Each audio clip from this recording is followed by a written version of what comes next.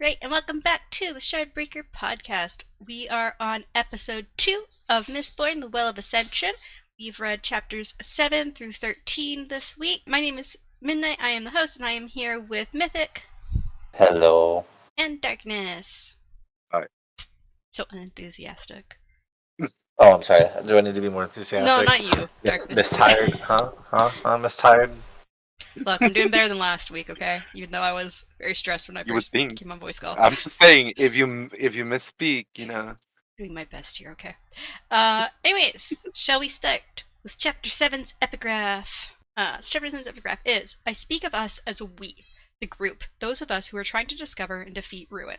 Perhaps my thoughts are now tainted, but I like to look back and see the sum of what we were doing as a single, united assault, though we were all involved in different processes and plans. We were one. That didn't stop the world from ending, but that's not necessarily a bad thing. So what do you think about the Hero of Ages talking about the fact that the world does end, but that it wasn't necessarily a bad thing? The world needs to be burned and reborn from its ashes. I fucking knew you were gonna say that. No, reborn from its ashes.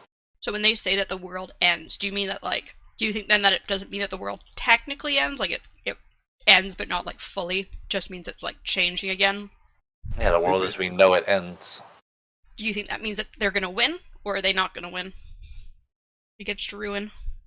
I think they all lose. What do you think, Darkness?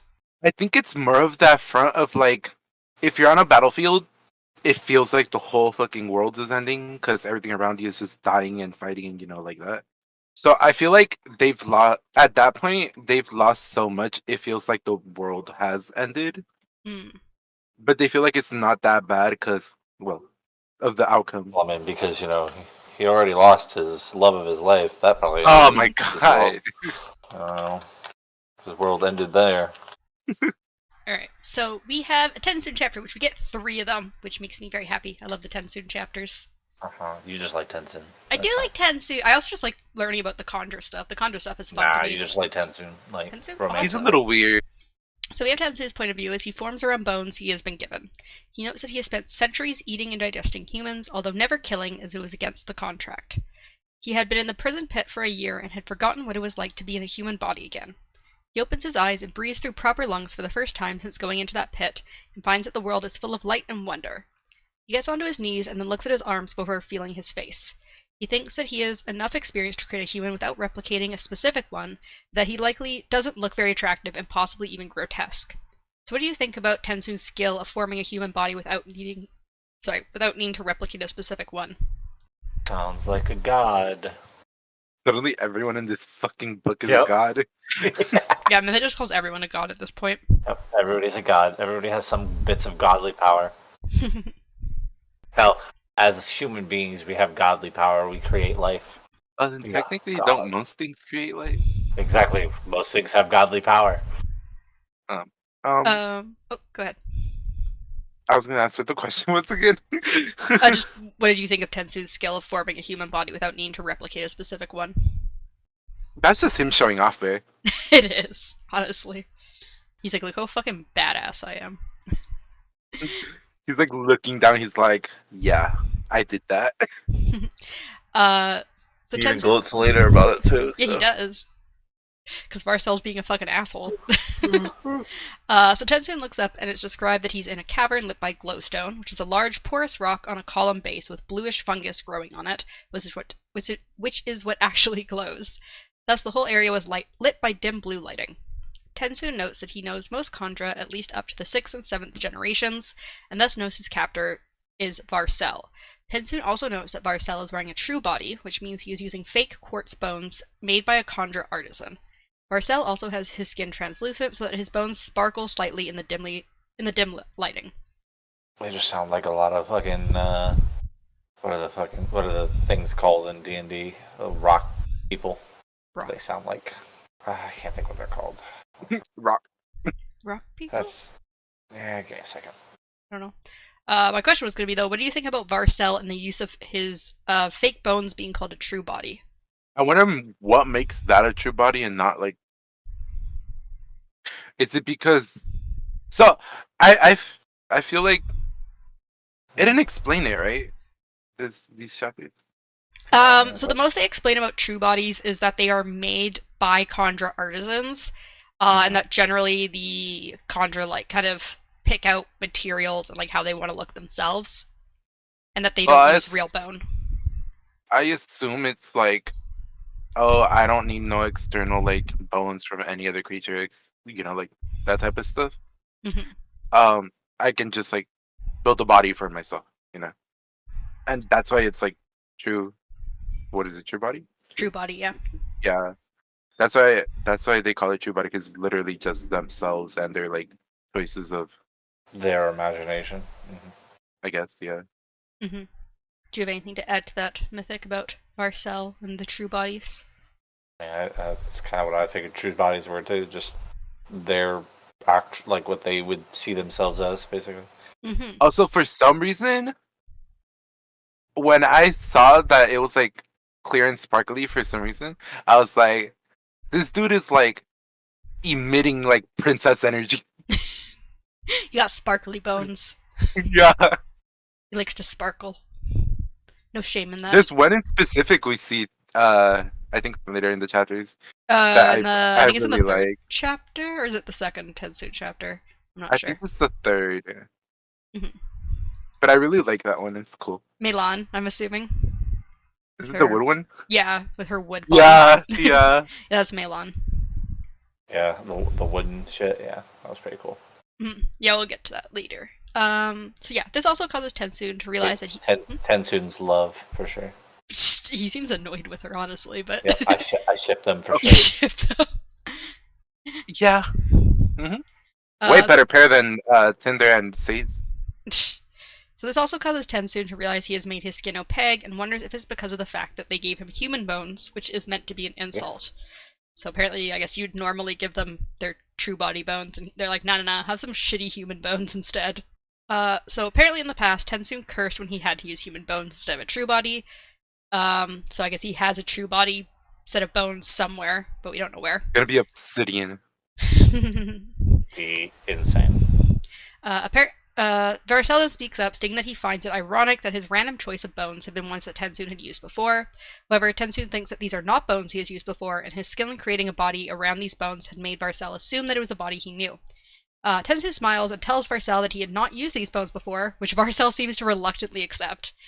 Varcella is apparently of the 5th generation, 2 generations younger than Tensoon, and Tensoon notices that there are 3 other 5th generation Khandras in the room by the doorway, all wearing either nothing or just open robes to show off their true bodies. In the shoulders of all 3 of them were 2 sparkling metal rods. Tensoon notes that they all have the blessing of potency, likely to make sure Tensoon could not escape. So first of all, what were your thoughts on blessings being metal rods? Were you expecting that? Nope. But it makes a lot more sense. Everything's connected. Nails, rods. What do you think, Darkness? Yeah, I'm just all 3 of the fucking main like creations of that dude being the Lord Ruler. They all carry like rods. Okay. Yeah, of some So sort, that's, like metal piece, something metal. Metal nails, metal rods. And we've seen how, what is it, humility or whatever works with just like essentially stabbing people with the fucking rods. So maybe he created all of them using that. No, but it says that some of them don't have it, right? Yep. So we're going to get into one of my other questions here. So my question was, do you think only the blessing of potency is made of metal rods inserted into them, or all the blessings like this? Because there are other types of blessings, but we don't know the names of them. There's just different metals. You think they're all blessings, but just different metals? Yeah. Do you think all Khandra have a blessing, or No? You think some Khandra don't have the blessings? I think every Khandra, yes, I think every Khandra has a blessing. I think that's how you become from Mist Wraith to that, pretty much. To Khandra. Younger, yeah. You get stabbed. And my other question was, I had a lot of questions because the blessings are interesting. Do you think there is a reason there are 2 metal rods, or do you think that some Khandra may have more or less metal rods? Like, do you think there's a reason for the number? Like, do they all have 2, or are there different numbers of rods? How many did it say it had? They have 2. So all of these 5th generation conjurers with the Blessing of Potency have 2 metal rods in them. We have not seen any conjurer with other blessings, so we don't. That's why I'm asking. Do you think it's only the Blessing of Potency that has 2 rods? Do you think it like differs depending on the blessing, or like, and like why do you think it's like 2 specifically? Like, is there a meaning behind that? The fact that you're asking the question means there's a meaning behind it. So. Does it? Does it really? Yes. You guys have judged Yep. my question asking before. Yep, and we haven't been wrong. No thoughts on that? You're not gonna. Okay. I mean, hard to. Hard to guess. Well, we don't really have a lot of information, so. So Tensoon asks if they can go, and when Varcel says forming the body took less time than expected, Tensoon replies that the 2nd generation is unpracticed and that they assume everyone takes hours to form a body like they do. Varcel tells Tensoon to respect its elders, but Tensoon replies that the 2nd generation remains lazy while the rest of the Conjure go out and serve contracts, and thus Tensoon surpassed them in skill long ago. Yep. Which I fucking love how sassy Tensoon's being here. Oh, want that shit, bro. Varcel hisses and keeps himself from slapping Tensoon, which Tensoon assumes is because Tensoon is his elder. He's like, I can't really slap him if I'm telling him to respect his elders. Then I don't. Yeah, because I'm not his elder, you know. So Tensoon then thinks about how the thirds are special because the seconds want to keep them from being in the homeland and upsetting their perfect conjure utopia. As Varcel says they can go, Tensoon also thinks about how the 5th will have him have lavish stone. I totally fucked up that sentence. Tensoon also thinks about how all the 5th generations have lavish stone true bodies as they are favored by the seconds, thus spend a lot of time in the homeland. So what do you think about this situation between the seconds and thirds? They're kind of like at odds with each other. Sibling rivalry. So here's what I didn't get. I don't know. It's the 1st generations were the first ones created, right? Yeah, so they're the first, and then the and then there's the 2nd generations, which we learn later are kind of like mostly in charge. Maybe the 2nd generation is just jealous because the 3rd generation was the one to establish a contract. It's possible. We don't really know how they established the contract. We just know that both the thirds and the seconds were around for it. Yeah, but I mean, Tensoon specifically says like, I was there. I was the one that like, you know. I think he says I was there, as were you. To Karpa. What was it? Kanpar. I think that's the specific wording. Are you good? I was trying to remember his name. I was trying to remember Kanpar's name. But yeah, I think he what Tensoon's wording in that later chapter implies is that both the thirds and the 2nd generations were there, and as he's a 3rd generation, he was there. It was just him. I don't think it was just. No. It was just him. Okay, sure, Darkness. Sorry, Mythic. Did you reply about what you think about the situation between the 2nd and 3rd generations? He agrees. I'm sorry, I'm back. What? Welcome back. What was the question? Sorry, my whole headset dead. Oh, that's okay. The question was, what do you think about the situation between the 2nd and 3rd generations? This like kind of like tension between them. Sibling rivalry. Oh right, okay, you did say sibling rivalry. Yeah, wait. Sorry. Right off the bat. Yeah, sorry. I got into Darkness's thing and then forgot if you'd said anything. No, it's okay. I think it's sibling rivalry. Like, I mean, they state, you know, that the Lord Ruler is their father, so it's just like sibling rivalry, in my opinion. Each one believes they're better than the last. It's like the intense kind, though, because it's like, you know when there's like that one old person that has all the money and shit, and then they die, and then there's like all the siblings fighting for it, and they're going as far as to fucking kill each other, you know? Fighting for the inheritance. Yeah. Tensoon's coming in saying the stepmom is actually the one who gets all the money. Yeah. Ew, don't say that! Anyways, as they walk, Tensoon dissolves his genitals and creates a smooth crotch since he was not given any clothing. Dissolves his genitals? Yeah, that's what I'm pretty sure that's what they said. It was he dissolves them. Belt off. He thinks that due to his imprisonment and the acid, his body looks emaciated as he couldn't create much muscle mass. He also notes that the stone walls of the caverns are smoothed, likely from the digestive juices of the infants. Another thing he notes is that they keep to back passages to not be seen by other Khandra. Tensoon then considers that the 11th generation has likely been chosen, and that he barely knows any of the 8th through 10th generations. He also suspects that there won't be a 12th generation due to the father being dead. So I think Mythic had wondered about the number of Khandra generations previously, so what are your thoughts on how many Khandra generations there are? Like I said, it's one for every year, or one for every 100 years or whatever. Yeah, I'm pretty sure that's it. I'm pretty sure that's basically how they say it. Is it's one every 100 years? Yeah, I mean, like, Which yeah, it you would kind of guessed it would last make time. sense. It Yeah. was correct. I think Darkness guessed it, and then I Oh, was just kinda Darkness one who guessed it? corrected, but I think so. Apologies, Darkness. I think so. It's fine, you know. Hey, Darkness, you get called for some of the things I do too, right? So Sometimes it's hard to remember episode from episode who called what. exactly. You're right. And sometimes you guys agree with each other a lot too, so sometimes it's hard to remember who said the thing first because you guys will expand on each other's points. Just agreeing with everybody. Yep. Mhm.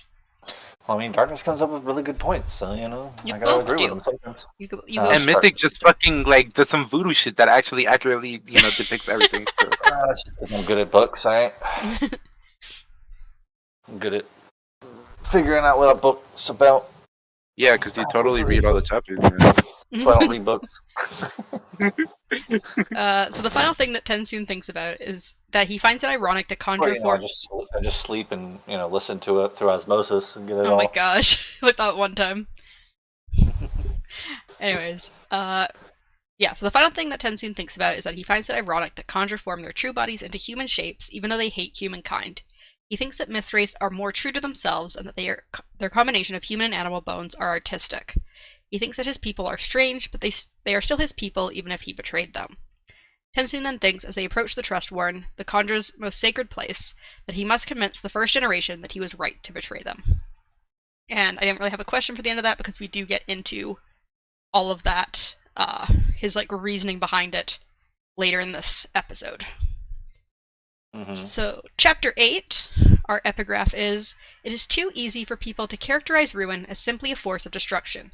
Think rather of ruin as intelligent decay, not simply chaos, but a force that sought in a rational and dangerous way to break everything down to its most basic forms. Ruin could plan and carefully plot, knowing if he built one thing up, he could use it to knock down two others. The nature of the world is that when we create something, we often destroy something else in the process."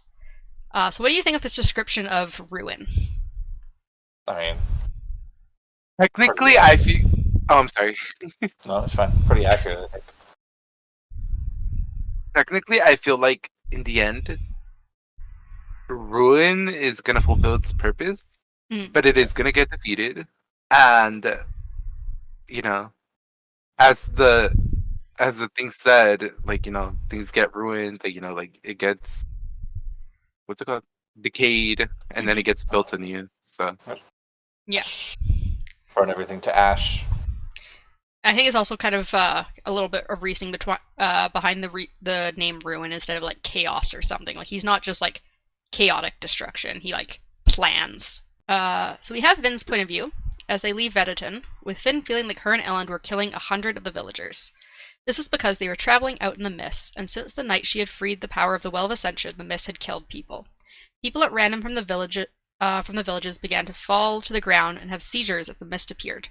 Finn tells the mist she hates them, feeling betrayed since she had been told by Kelsier that the mists were her ally. Elend had apparently tried numerous ways to keep the mists from killing people, such as hoods to keep them from breathing in the mists, getting people inside as soon as they began seizing, and going out after the mists had already established themselves. However, no matter what he did, random people would die, and only people, not animals. Apparently less than 1 in 6 people got these seizures, and even fewer of them died from it. It's also noted that once you have survived the mist, you won't ever be affected by them in the future. So, what do you think about the number of people affected by the mist? are we supposed to think something about the amount? I just meant the fact that it's something about the amount? I don't know, just the fact that there's less than 1 in 6. Did you expect it to be more people? Because the way that they were talking about in the past book, they made it sound like it was a lot. I expect it to be everybody, so. Yeah, that's where I meant about the number. It's they make it up to be this oh my god, everyone's dying in the mist type thing previously, and now it's oh, it's actually less than 1 in 6 get these seizures, and only fewer of those actually die from them. I mean, I thought we kind of. I know we didn't know the exact number, but I thought we kind of knew that not everyone dies. Some chick gets sick. We did know that part, but I'm saying I thought they were all it was just getting it just had to get stronger. Yeah, that's it's what. going to get stronger Yeah, to do that's what I something. thought at first too. But then I was like, I mean, it makes sense because in that one, like, when Vin, no, not Vin, when Says, I think it was Says, first discovered the fucking village that was dying or whatever. Hmm. Yeah, like there was other people inside, and I'm pretty sure that dude was like cannibalizing them too or Yeah, whatever, right? there was a guy cannibalizing, and he kind of talked about how like his village had been like completely overrun by the mist. Like it was like the mist like stopped coming for Yeah. like a while during the day, and like so some of the people had originally gone out, and then like they saw everyone dying, so a bunch more had run in. But then obviously some of those people had been okay, and they tried to convince the people who had stayed inside to come out with them. And they're like, no, no, they're obviously mist race in disguise. We can't trust them. And then they all died of starvation, except for the one guy who was cannibalizing the other Hmm. people. Yeah. So I mean, like at that point, I was like, not everyone's gonna die from it, Hmm. but I didn't think it was like that low. To be fair.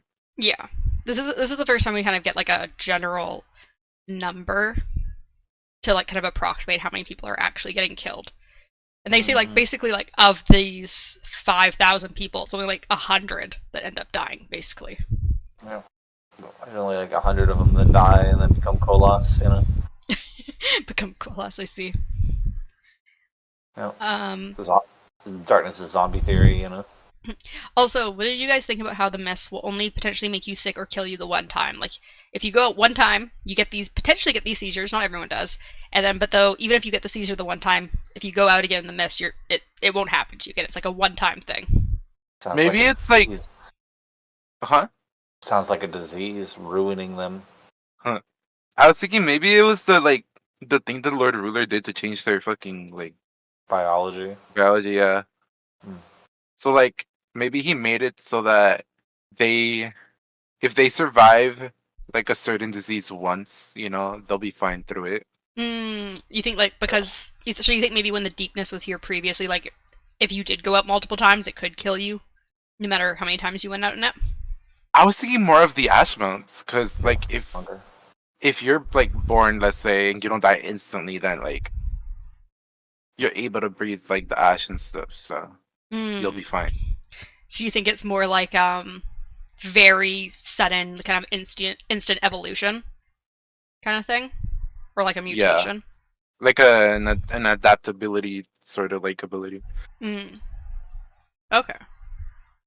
So just basically Yeah. more resistant to different sorts of things that could kill them, Yeah.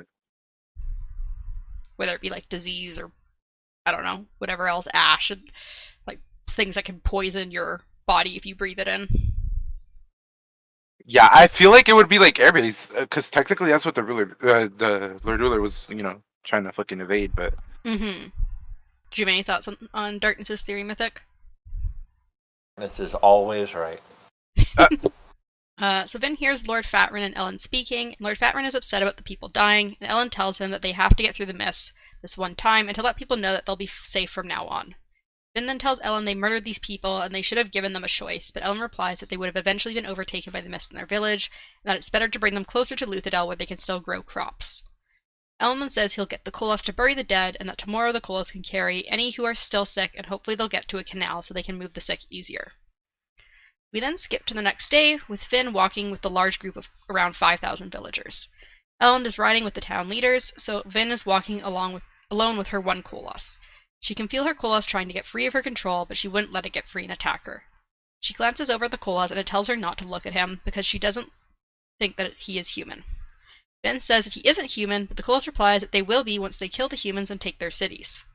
Vin then asks the Kolos what its name is, which it replies with human. Finn finds this clever since it forces her to call him human when she said he wasn't. She then asks how long he's been alive, and human just refers to his size in comparison to the other Kolos. Apparently he's larger than most Kolos, so he is old. He then says Vin is big on the inside because he cannot kill her. Next, Vin asks about female Kolos and baby Kolos, but human doesn't seem to understand and points to the 5 feet tall Kolos as the youngest ones, and says they make new Kolos themselves. Finn wonders if the new Kolos somehow split from other Kolos, although there has been no evidence of this. So what do you think about Vin's conversation with human? Surprisingly intellectual. honestly, we didn't even know that. Like, they could be that fucking smart. But Yeah, you like a human? Seem a good No. Koloss? Yeah. I don't like Yeah, human at all. You don't like human? No, human can die. I feel like we could go out for drinks, you know? You and human Yeah. would go out for drinks. Yeah, until he I wonder got what their drunk alcohol and beat the tolerance shit is. out of you. You know. My other question here was, how do you think other Koloss are made? Because human doesn't really give a very good description here for Vin. She's kind of left theorizing. The nails in dead bodies. There's no way that he didn't try that, actually. Mm. I'd say, like, this book is based on hemalurgy simply because it can create all this stuff like that. Mm. And, like, he tested it out with Inquisitors, right? I mean, he's got living people, and he's got random creatures that he's tried it on. So yeah, I guess it would make sense if Mythic Series correct if he also tried it on dead people. Although he could have, and it might just not have worked. Or it might have, and he would have been like, what the fuck is that thing? Or maybe he was trying different things with hemalurgy and ended up creating Koloss. Like maybe he was stabbing spikes into the areas, and certain areas make Koloss, and certain areas make Steel Inquisitors. Maybe they're just failed Inquisitors. Inquisitors that went wrong. Or maybe it's that's another good option. Or maybe it's like when you jam like 10 human people together and in a big collage of shit. Oh, that would be cool. And that's why their skin can't fit and stuff. Yeah, you're just jamming a bunch of human beings into one human being. I mean, I have Stitch a all their theory. skin together. I have a theory that it's kind of like the way they make Steel Inquisitors. So, like, you put the one person on top, and then jam a spike through their body into the person underneath's body, and then that person above's power is given to the person below. Mm-hmm. But I don't know how that would work. Like what difference would it be to making a Steel Inquisitor versus making a Koloss in that way? You know, so could just be the fact that one's a spike and one's a nail. Yeah, maybe the shape of the metal somehow makes a difference. Yeah. But there's also like a lot more of the Koloss. Are there though? There definitely are, but I think that's mainly because the Lord Ruler like probably didn't want to make a lot of Inquisitors because he wanted to keep power over them. I thought he had a lot of Inquisitors and they all got killed. Well, yeah, no. Marsh did kill a lot of them. I think there was only like between 10 to 20 Inquisitors total in the whole Empire, and Marsh killed like 8 of them. He killed like all the ones that were in Luthadel. I'm gonna be honest. I thought there was like 50 to 100. No, I'm pretty sure the first book. I might look it up. I'm pretty sure in the first book, Marsh says that there's only like X number, and he kills the majority of them because the majority of them are in Luthadel. And I'm pretty sure he kills 8. I'm pretty sure that was like, for some reason that number sticks in my head. Yeah, but like I meant like reading like through all of it, even though Marsh said that, I still thought like there also could be more. There also could be more now because they might be creating more Inquisitors since we took over. Yeah, everyone's making an army of them, so You know why I think why I thought there was a lot? Because there seemed to be some like at the fucking like palace or whatever, and apparently there was like places where the stations where they would manipulate to like. I found a really funny trivia note. I'm sorry. I was looking at the Steel Inquisitor page on the Coppermind to see if I could find how many there were, and it's like trivia. A group of Inquisitors is called a murder. So they're crows. They're apparently crows.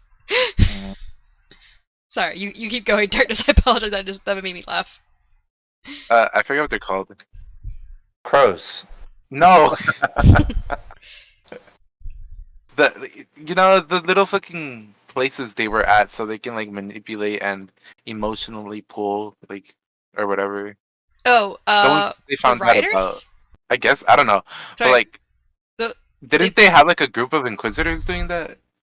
Oh, the ones that they had at like the different soothing stations. Yeah, there you go. No, I think soothing I don't. Those are obligators. I think they just had obligators and random allomancers that worked for them. I don't think it was Inquisitors doing it. Oh, okay. It was obligators, yeah. The Inquisitors is like a very small like group of them. Mm-hmm. who are kind of like separate from the Allbeaters. The Allbeaters are the ones that actually ran the city, and they were the ones in charge of all the soothing stations and everything. Alright, so the Inquisitors are like ninjas. They're like a special task force. Okay, so there were 16 Steel Inquisitors at the start of the Final Empire, but they killed 3 of them. There were 13 after. Something like that. It was around that number. Like 10 to 20. And how many did Marsh kill? The fuck? Marsh killed like 8 of them. He killed There's all the not ones that that many lived left. Unless not Rune's that many making more. left. We don't know how many, Yeah. if Rune's made any or not. We do know that Oh, you're right. I keep spiking forgetting people. that they can. Yeah. Mhm. Yeah, they can make other ones. But I think as of the end of the first book, there was less than 10. All right. Sorry. Is there anything else? I lost track of where the conversation was going. Nope. Okay. So Vin then notices the crowd slowing, so she uses a coin to push herself up into the air and over to where Ellen and the others on horses are. While in the air, she can see the canal cutting unnaturally through the landscape and thinks about how Ellen believes the ash will clog the canals eventually, so that they are no longer useful. She also notes a large mass of tents near the canal where nearly 50,000 soldiers train and work. Ellen approaches Demoux, who is at this large camp, and Demoux notes that they are early. Demoux, since the last book, has gained a scar and is missing some of the hair on the left side of his head from where Kolos almost killed him and took off part of his scalp. Demoux comments on their victory of getting the people out and capturing the Kolos from the Inquisitor. Vin also notes the small silver spear on a chain around Demoux's neck, which she notes that it's ironic that the weapon that killed Kelsier became the symbol of his religion, although it could also represent the spear she used to kill the Lord Ruler, but she hasn't asked Demoux which spear it was. So what do you think about this symbol for the Church of the Survivor, and which spear do you think it is? Yes. Yes. I think it's both of them. You think it counts as both? I feel like they're like, oh, like she used the same spear that killed him to kill him, you know? Like, I mean, she definitely didn't, but I could see them just saying that's how it was.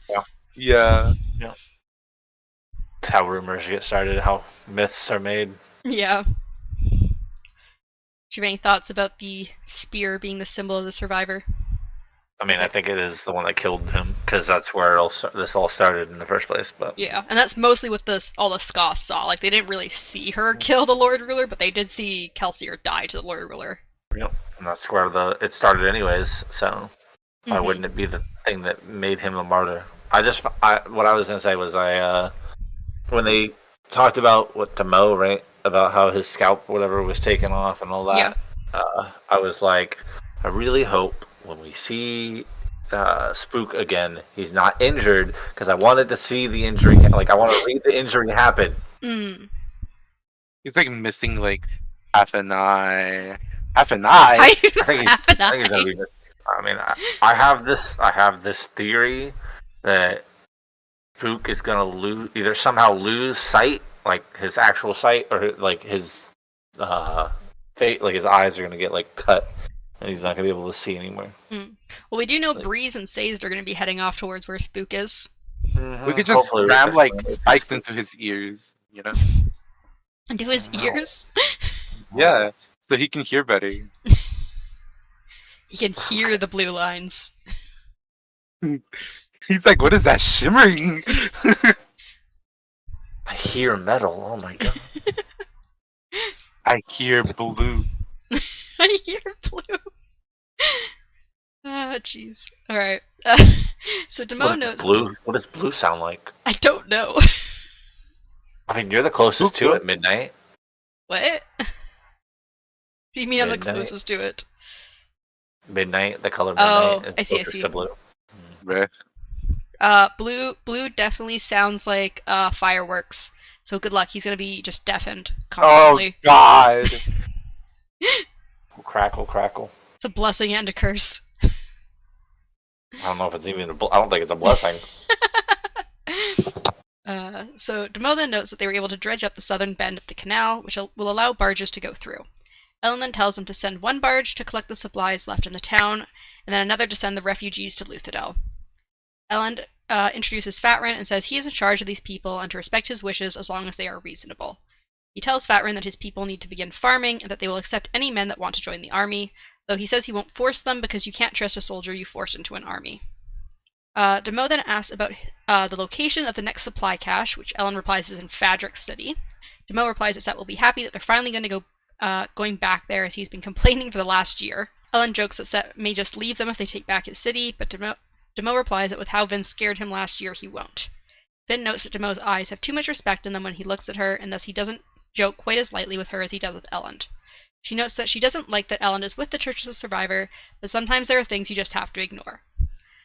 So what do you think about Demo's still kind of like very intense devotion to the Church of the Survivor? The Church of the Survivor is where it's at, bro. That's like the top religion. The only true religion, yeah. It's basically like the Christianity of this world at this point, because we learned that there's a bunch of fucking mutations of it in like every city. Except there's actually like real stuff involved. Except it's actually true, you know. It sounds like though they kind of make up some stuff though. They've kind of merged it with like some old legends and stuff. There's nothing made up. There's nothing made up. It's all true. Sure. Everything is 100% true. Midnight's just not a true believer, bro. I'm not. I don't follow the Church of the Survivor. I'm sorry. It's unfortunate.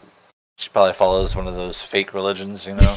Also, all those ones that Says was researching.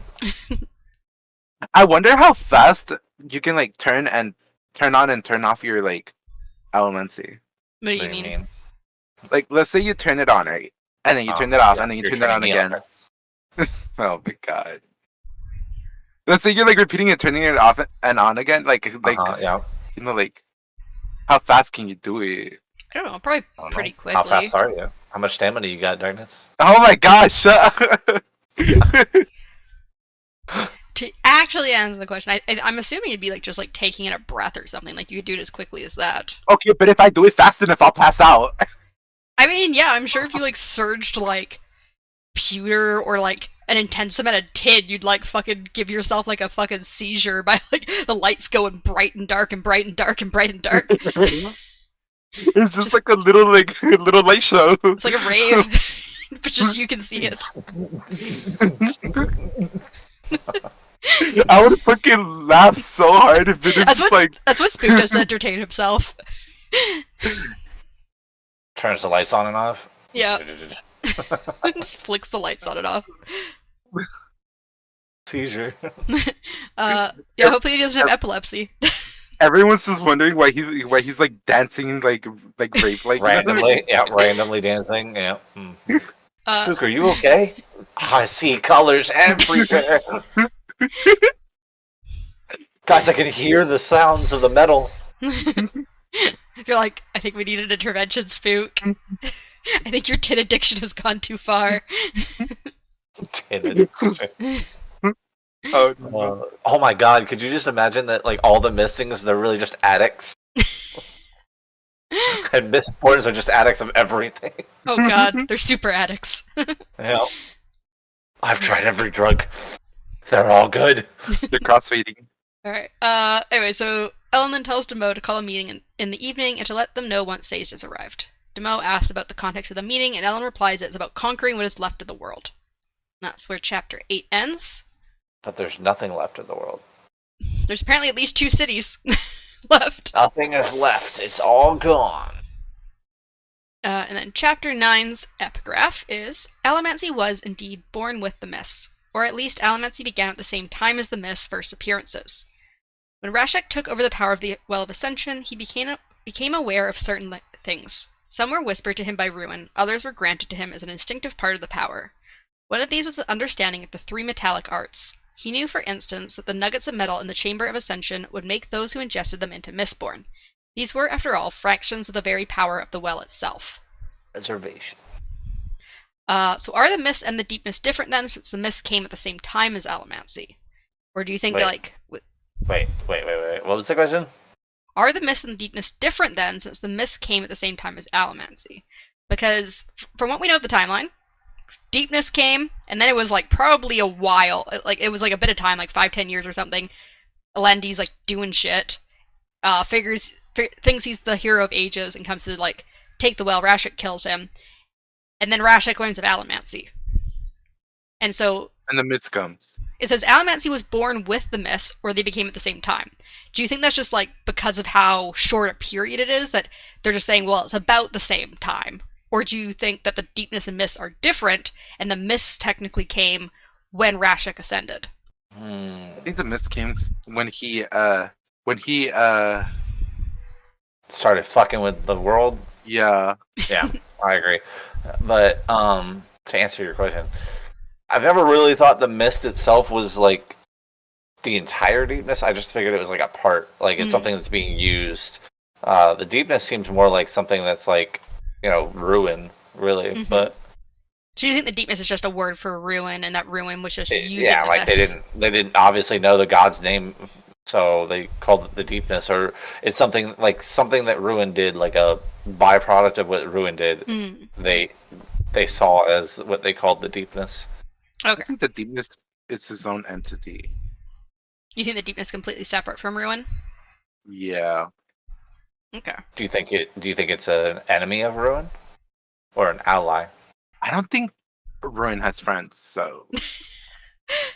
What do you mean? He just forces people to be his friends, like the Inquisitors. They're his friends, right? I think ruin is what's the word? Fuck. Misunderstood. Ruin. Misunderstood. Misunderstood. No. Ruin is definitely a pick. He's definitely trying. Ruin's trying to, help the world just like Rashek did. He's just doing it wrong. Wait, what did you say, Darkness? He's Pick me, girl. Oh. He's saying I see. Ruin is a pick me. Yeah. No, but I can see that, but technically that's like everyone. So. Well, yeah, but I'm just saying, I think Ruin is trying to do the correct thing that they see, but it's not, what everybody wants. What if Ruin and preservation are working together? Like, this kind of creates a bit of a dark topic, but like, if somebody's trying to commit suicide, right? You obviously want to stop them, right? Even though that they think that it's in their best interest to do so, you choose for your own that what you think is their best interest, and make it so that they don't do so. They don't end their life. So, what if that's kind of what Ruin's doing? He sees that humanity is like going down this path, and he's like, oh well, if I do this, they might not like it, but it will, fix stuff, fix the world. Yeah, it'll fix what is actually going on. You think like he's giving them like a common enemy to like stop worrying about whatever's bringing them down a bad path or something? Kind of, or he's just trying to fix the world in general. Like, it's disgusting right now. I mean, just like there's so many movies and like things you think it's kind of like you think it might be like kind of like a Thanos thing where he's like, if I cleanse the world of an X number of humanity, it'll help in the end. We're better people. I would say it's more like if I tie Midnight between two horses and then let them like go. What? No, she'll get like taller, but she won't like it. I will not get. But it'll work out. No, that's not. Nope. That doesn't work that way. I mean, it would make her taller, so. It would make me taller until I break in half, and then I'll just be two smaller Midnights. Well, no, if you break in half, you won't be. You'll just be a half of each midnight. Half night. You don't be two smaller Midnights. That's not how this works. You don't just become two smaller people. What if it is? If you can do that. What if I'm a worm? I'm like an earthworm. You cut me in half, and I'm just two worms now. I mean, I believe you are an earthworm, but. You have the posture for one. Wow. You also have the size for one. You don't know what my posture looks like. I could be a perfect posture. You wouldn't know.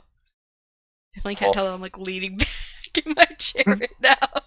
Totally can't tell that through the computer screen right now. No. Yeah. Totally can't see you through your webcam right now. Totally have it hacked into your window. Anyways, I had another question here, which is, I think we kind of discussed it in the past, but what do you think about the fact that they mentioned that the metal that makes you Mistborn is specifically a fraction of the well's power? It's also, I swear to God, they say later that it's a fucking fraction of preservation. Yeah. Yeah. Like, I'm pretty sure I remember hearing that in one of these epigraphs, that it's like a piece of preservation or something, and I'm like, that makes kind of what I said before. Mm-hmm. And it was like, after all, it was like, That's you it's know, just it just makes me believe that ATM is a piece of ruin and Is that why you think that ATM doesn't whatever have this a real is. name? Yes. So do you think Also, this why I metal think doesn't have this a real other name one's not either? gonna. No, I don't think. I think it's gonna become like lithium, like a fucking because ATM has like a. It sounds very similar to something else, but I can't think of what metal that is. But like ATM itself sounded very similar when in the name. It's gonna be like an L or something. I feel like I don't know why. That's just Larson. I Lars. don't know. I don't know. but it's titanium. Latium. Yeah. You're late. It's late. Latium. Yeah. Latium. Yeah. You're late to being a Mistborn. Yeah. You're late to the party. Hurry the fuck up and get your powers already. Yeah. You're late to doing. You're late to doing your notes. Get over here and No. finish your notes already. Anyways. So we go back to Tensoon's point of view for this chapter, where he notes he was born 7 centuries ago, which kind of goes back to the whole. I mean, It's it a kind of makes lot. sense that each generation's made like every 100 years. And So he's the 3rd generation 700 years ago. yep, he's 10 years old all of a sudden. Yep.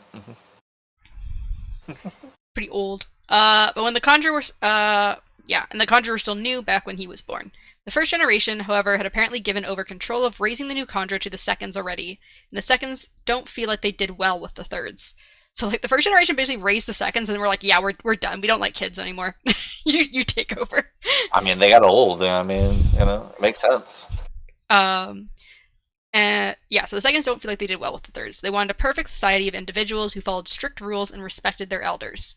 I mean, Midnight, are you just gonna give your kids to your parents and be like, "Hey, raise my kids"? No. Like, they talk about here how I think the 2nds have raised at least through the 5th generation, if not the rest of them. The 2nds are just the fucking nannies. yeah, pretty much. Here, watch my kid. So the 2nds want a perfect. I created this thing. Here, take it. The 2nds want a perfect society of individuals who followed strict rules and respected their elders. Tensoon used to be known as one of the least troublesome of the 3rds, as he kept away from the homeland and their politics. So what do you think about the fact that the 2nds raised the 3rds and generations following? The 2nds raised all the generations? Yep. We know that they raised at least through the 5th, the 3rds, 4th, and 5ths. They confirm that for sure. We don't know technically if they raised any generations after that, but potentially they did. They raised at least 3 of the generations after them. Kind of weird. I mean, if the 2nd generation raised all these other generations, and then those generations ended up being these like rebel generations, maybe it was the 2nd's fault. Yeah, they apparently they like how they apparently did with the 4th and 5th, but they didn't like how they did with the 3rds. Wait, isn't the one chick from like the 4th or the 5th one? No, she's from the 7th. They say that later. Oh, okay. I thought she was like 4th or 5th. No, I thought she was a lot 5th. closer to Say's. Or not Say's, but Tensoon. Yeah, thank you. No, it's funny because like in my head, for some reason, Tensoon gives me Say's vibes.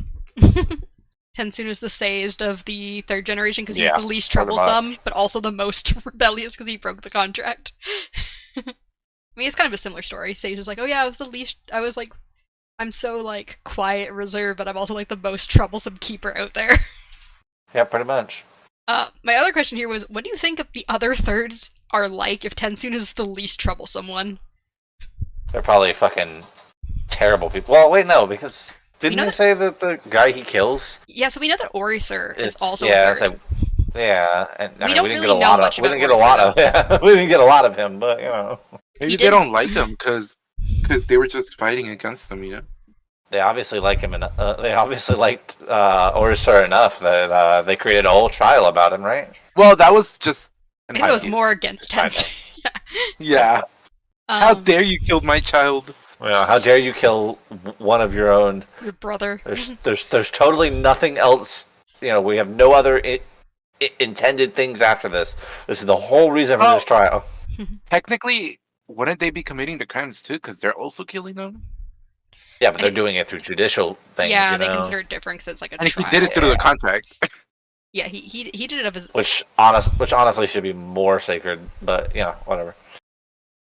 Contracts should be more sacred than their judicial system. For real. Tensu is marched by his guards into the trust warren and onto a center platform. The room is large and circular with metal walls, and the platform he stands on is a large steel disc set into the stone floor. The steel platform is a foot high and 10 feet in diameter. The room is lit by oil lanterns, but they have blue glass on to keep them the same colored lighting. I thought my headset died for a second there, so I had to pause to check my levels. So they have blue glass on the oil lanterns. In the center of the steel platform is a small hole that leads down to the trust. On the far side of the room, in tiers, are lecterns where the 20 seconds stand. Kanpar, one of the seconds, then speaks Tensoon's name and asks if he really plans to go through with this trial. When Tensoon replies yes, Kanpar sighs and turns to bow at the first generation, who are in individual alcoves at the top of the room. They are shrouded so much in darkness that you can only barely make out a humanoid shape. So what did you think about the description of the Trust Warren? The trust it sounds pretty cool. So. Of the trust what? The Trust Warren. That's the room he's in. Mm-hmm. Yeah, sounds pretty cool.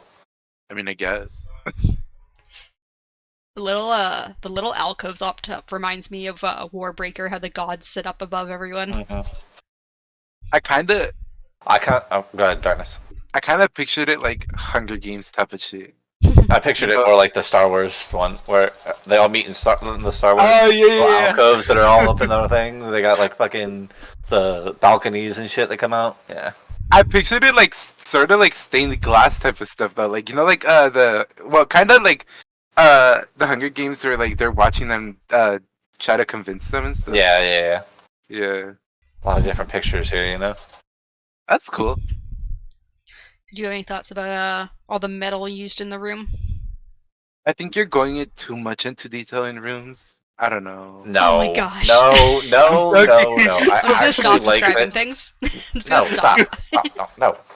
I like that she's actually describing the room itself, because I don't even remember there being metal in the room, to be honest. Yeah, no, he's making a joke because you guys used to get mad at me about not describing rooms enough back in Shardbreaker. Well, no, I think we more were agitated at the fact that that was a pretty big detail, that they moved a bunch of fucking shit into rooms, and that all of these rooms are connected in some way, shape, or form. I don't know. For some reason, I was just like, yeah, no, that's just a thing to me. I don't know why I never was like, that's not important. Yeah, the main thing in the issue was that if they were a room that was already set up with the same furniture and everything, it would be fine, right?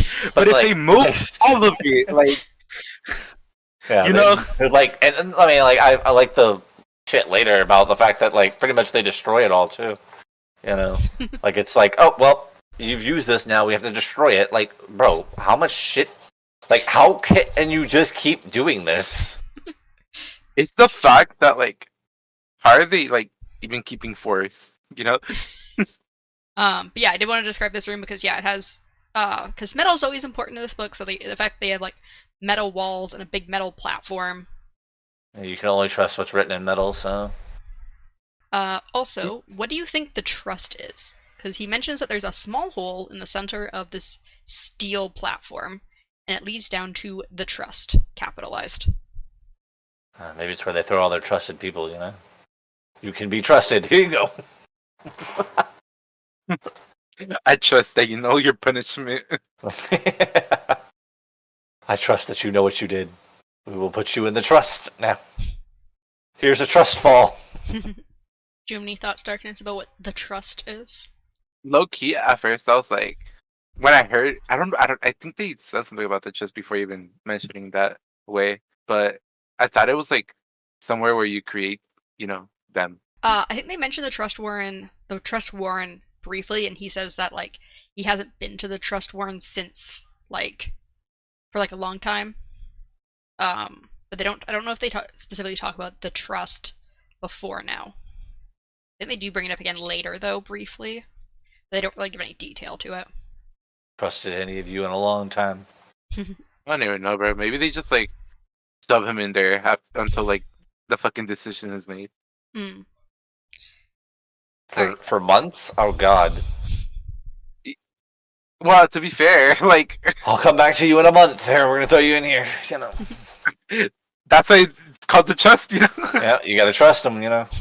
But also, like, he was already in a hole, so Yeah, they like putting people in holes. Yeah, I mean, you know, I'm pretty sure he people probably. like getting. Yeah, I think he likes the hole. You I know? don't think he likes the hole. I think he loves it. Okay.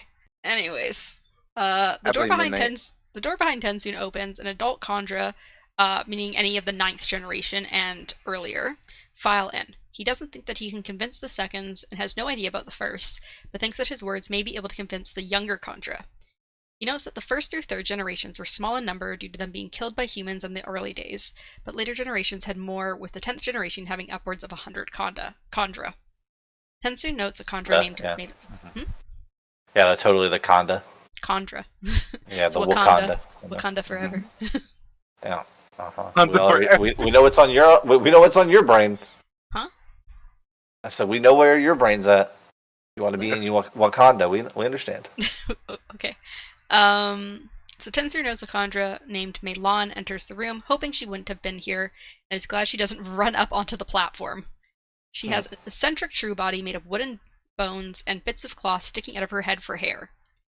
She also has like an oddly shaped, like triangular-ish chin. I think he notes that her bones are like long and willowy. So after Tensoon gives her a smile, she makes her way over to the group of other 7th generations, also with eccentric true bodies. So what did you think of Melan and the Sevens? I love her body. Yeah, I like the wood. Wood's awesome. Her true body, you like it? No, her real body. Okay. Her true body, her real one. You have any other thoughts about Melan? If I didn't have like the idea of like obsidian being a true body, I would definitely go for a wood one. Like that. I mean, I find it funny that they all use the materials that are not flesh-like, but yeah, it's interesting that they're all like they're creative enough to create bodies out of things that aren't even flesh. Mm-hmm. Yeah, it sounds like besides Melan, and like her like weird 7th generation, most of them use like stone and crystal. Mm-hmm. Which is, by the way, the race is called the Earth Genasi. Oh, well, you were thinking of a Genasi group. Yeah, they're made out of fucking rock. So let's see. So Kanpar then starts speaking, stating that Tenzin has demanded judgment. He states that if the 1st generation stay his punishment, he will be free, otherwise the seconds will assign him a fate. Tenzin states that he understands and notes that Kanpar looks confident. He notes that Kanpar likely is using this opportunity to show how much of an issue the thirds are, as he's been trying to preach for centuries. The seconds seem to feel threatened by the thirds. That seems a lot like the one, what the fuck was this dude's name? Is he an obligator or was he an inquisitor? I think he was an inquisitor. Oh, how the one inquisitor guy who was like, "We're better than the obligators. You should put us in charge." Yeah, you should put us in charge and not, the obligators. Yeah. Mm-hmm. That's kind of what that reminds me of. So the seconds seem to feel threatened by the thirds, which Tenfun finds odd since the 4th and 5th were extremely loyal, although the 7s, like Melan, may give them reason to feel threatened. He thinks Kanpar and the seconds will be in for a surprise. So what did you think about the way their judgment works? How it's like, you kind of like explain why you did this horrible thing, and then the 1st generation either says you're fine or you're not, and then the seconds get to choose what your punishment is. I mean, have you guys watched Avatar? Like The Last Airbender? Yes. You know that situation where the Earth King was actually a puppet? The one with the bear? Yeah. Yeah, okay. I was gonna say the other Earth King for sure is not a puppet. That man is awesome. I love Boomy. But yeah, the one for sure he's a puppet. Yeah, going so somewhere. That's the 1st generation in my mind. Maybe. It could be. I could see it, honestly. Kind of like how also in Warbreaker, the God King was kind of a puppet, and all the priests were the ones who actually made decisions. Yeah. I see. I feel an ongoing theme, Yeah, I mean, it is the same artist, or it is the same artist. Artist. I mean, same thing. Yeah. Writing is art, so. It is. It's a form of art. Yeah, that's what I'm saying. So it's still technically. Don't say that. What do you mean? Don't say that? Is it because you write darkness? So chapter 10. The epigraph is Nuggets of Pure Allomancy, the power of preservation itself. Why Rashek left one of those nuggets at the Will of Ascension, I do not know. Perhaps he didn't see it, or perhaps he intended to save it to bestow upon a fortunate servant. Perhaps he feared that someday he would lose his powers and would need the nugget to grant him allomancy. Either way, I bless Rashek for his oversight, for without that nugget, Elend would have died that day at the well. So, I mean, I know you already have your theory, Mythic, but do you think that this confirms that Elend is not the hero of ages? He's not the one writing these epigraphs? Considering they talk about Elend in this one. Wait, what? This isn't Ellen writing the epigraphs. We already... I said I know you already have your theory about that, but I just... It's not a theory anymore. The man literally says the exact same words that Sazed says. Literally. It's like literally the same wording. Like, you're telling me that you think Ellen, when he all of a sudden gets, like, you know, some vast knowledge that he can write back, and he's like, oh, I'm going to mimic exactly how Sazed talks? I don't think so. No, this is definitely not Ellen talking. I'm just saying, until they give a confirmation of who the hero of ages is, I can't call anything anyone says anything but a theory. You did confirm it last time. Did not confirm it last time. Yes, you did. No, I didn't. I'll go replay your fucking voice. I said that I'm annoyed they gave a voice to the hero of ages, but that doesn't mean that is who it is. That gave away what it is. Anyways, Douglas, do you believe that this means that Elend is not the hero of ages because they talk about Elend in this epigraph? Yes. Also, why do you think Rashek left this one nugget of metal? If he got hungry later, he would have come back and heated it up. I don't think he did. I don't think he did. You don't think he He forgot didn't get about hungry it? yet. That's it. No, I don't think. I think it was put there by preservation. Mm. In order for her to be able to Save bring Ellen back. Yeah, bring Ellen back, because preservation probably knew exactly what was going to happen. They're like, contingency plan. If she doesn't use the power to save him, I got this. Preservation is the little mist form, the mist ghost or whatever. I believe that's what you guys have guessed.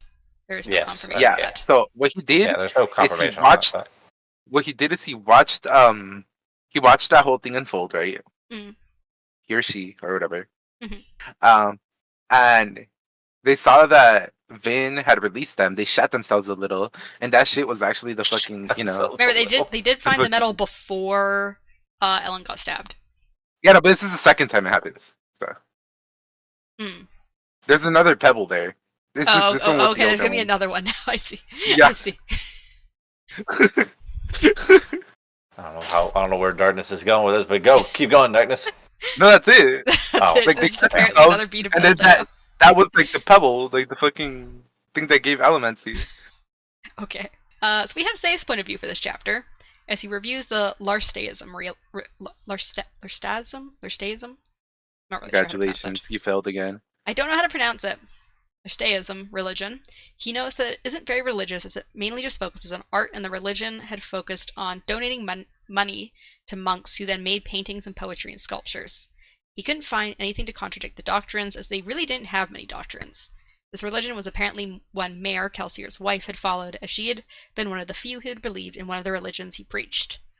So what were your thoughts on this religion and the fact that Mare decided to follow it? This is the true religion. Is this the true religion? Art is the epitome of what you need in life. I don't know. Mare was kind of weird. Yeah, I know, right? She believed in green plants. I know, right? Who flowers. believes in green plants? It was with Kelsier. Oh, that too, yeah. Who would ever want to be with Kelsier? Like, god damn. She chose Kelsier over Marsh of all people. Like, come on. I know. Marsh is obviously the better choice. Marsh is obviously the stronger choice. I mean, that's why Ruin is choosing him. That's why he's still alive. Well, she clearly Ruin is chose the making Lord him Ruler. stronger. What did you say, Darkness? She clearly chose the Lord Ruler. So Breeze then wanders over and talks about how depressing the land looks covered in black ash, and that he had never thought that things could be more depressing than when the Lord Ruler lived and the world was covered in sickly brown plants. As Sage considers how the ash is about 1/2 foot high around the horses and several feet high in some other places, Breeze continues to talk. He states that if there really is an evil force behind it all, they should have made the ash red, because the ash is so boring, and the red would have made the rivers look like they were made of blood. Sage replies that he isn't sure there is an evil force. The Ashmats have always spewed ash, and the mist change could just be a new weather pattern. Breeze points out that if it was the weather and it was cold related, then the mists wouldn't be staying out longer in the summer than they had in the winter before. Sage doesn't think that Vin is lying, but he also finds it hard to believe that there is something behind the force Vin released.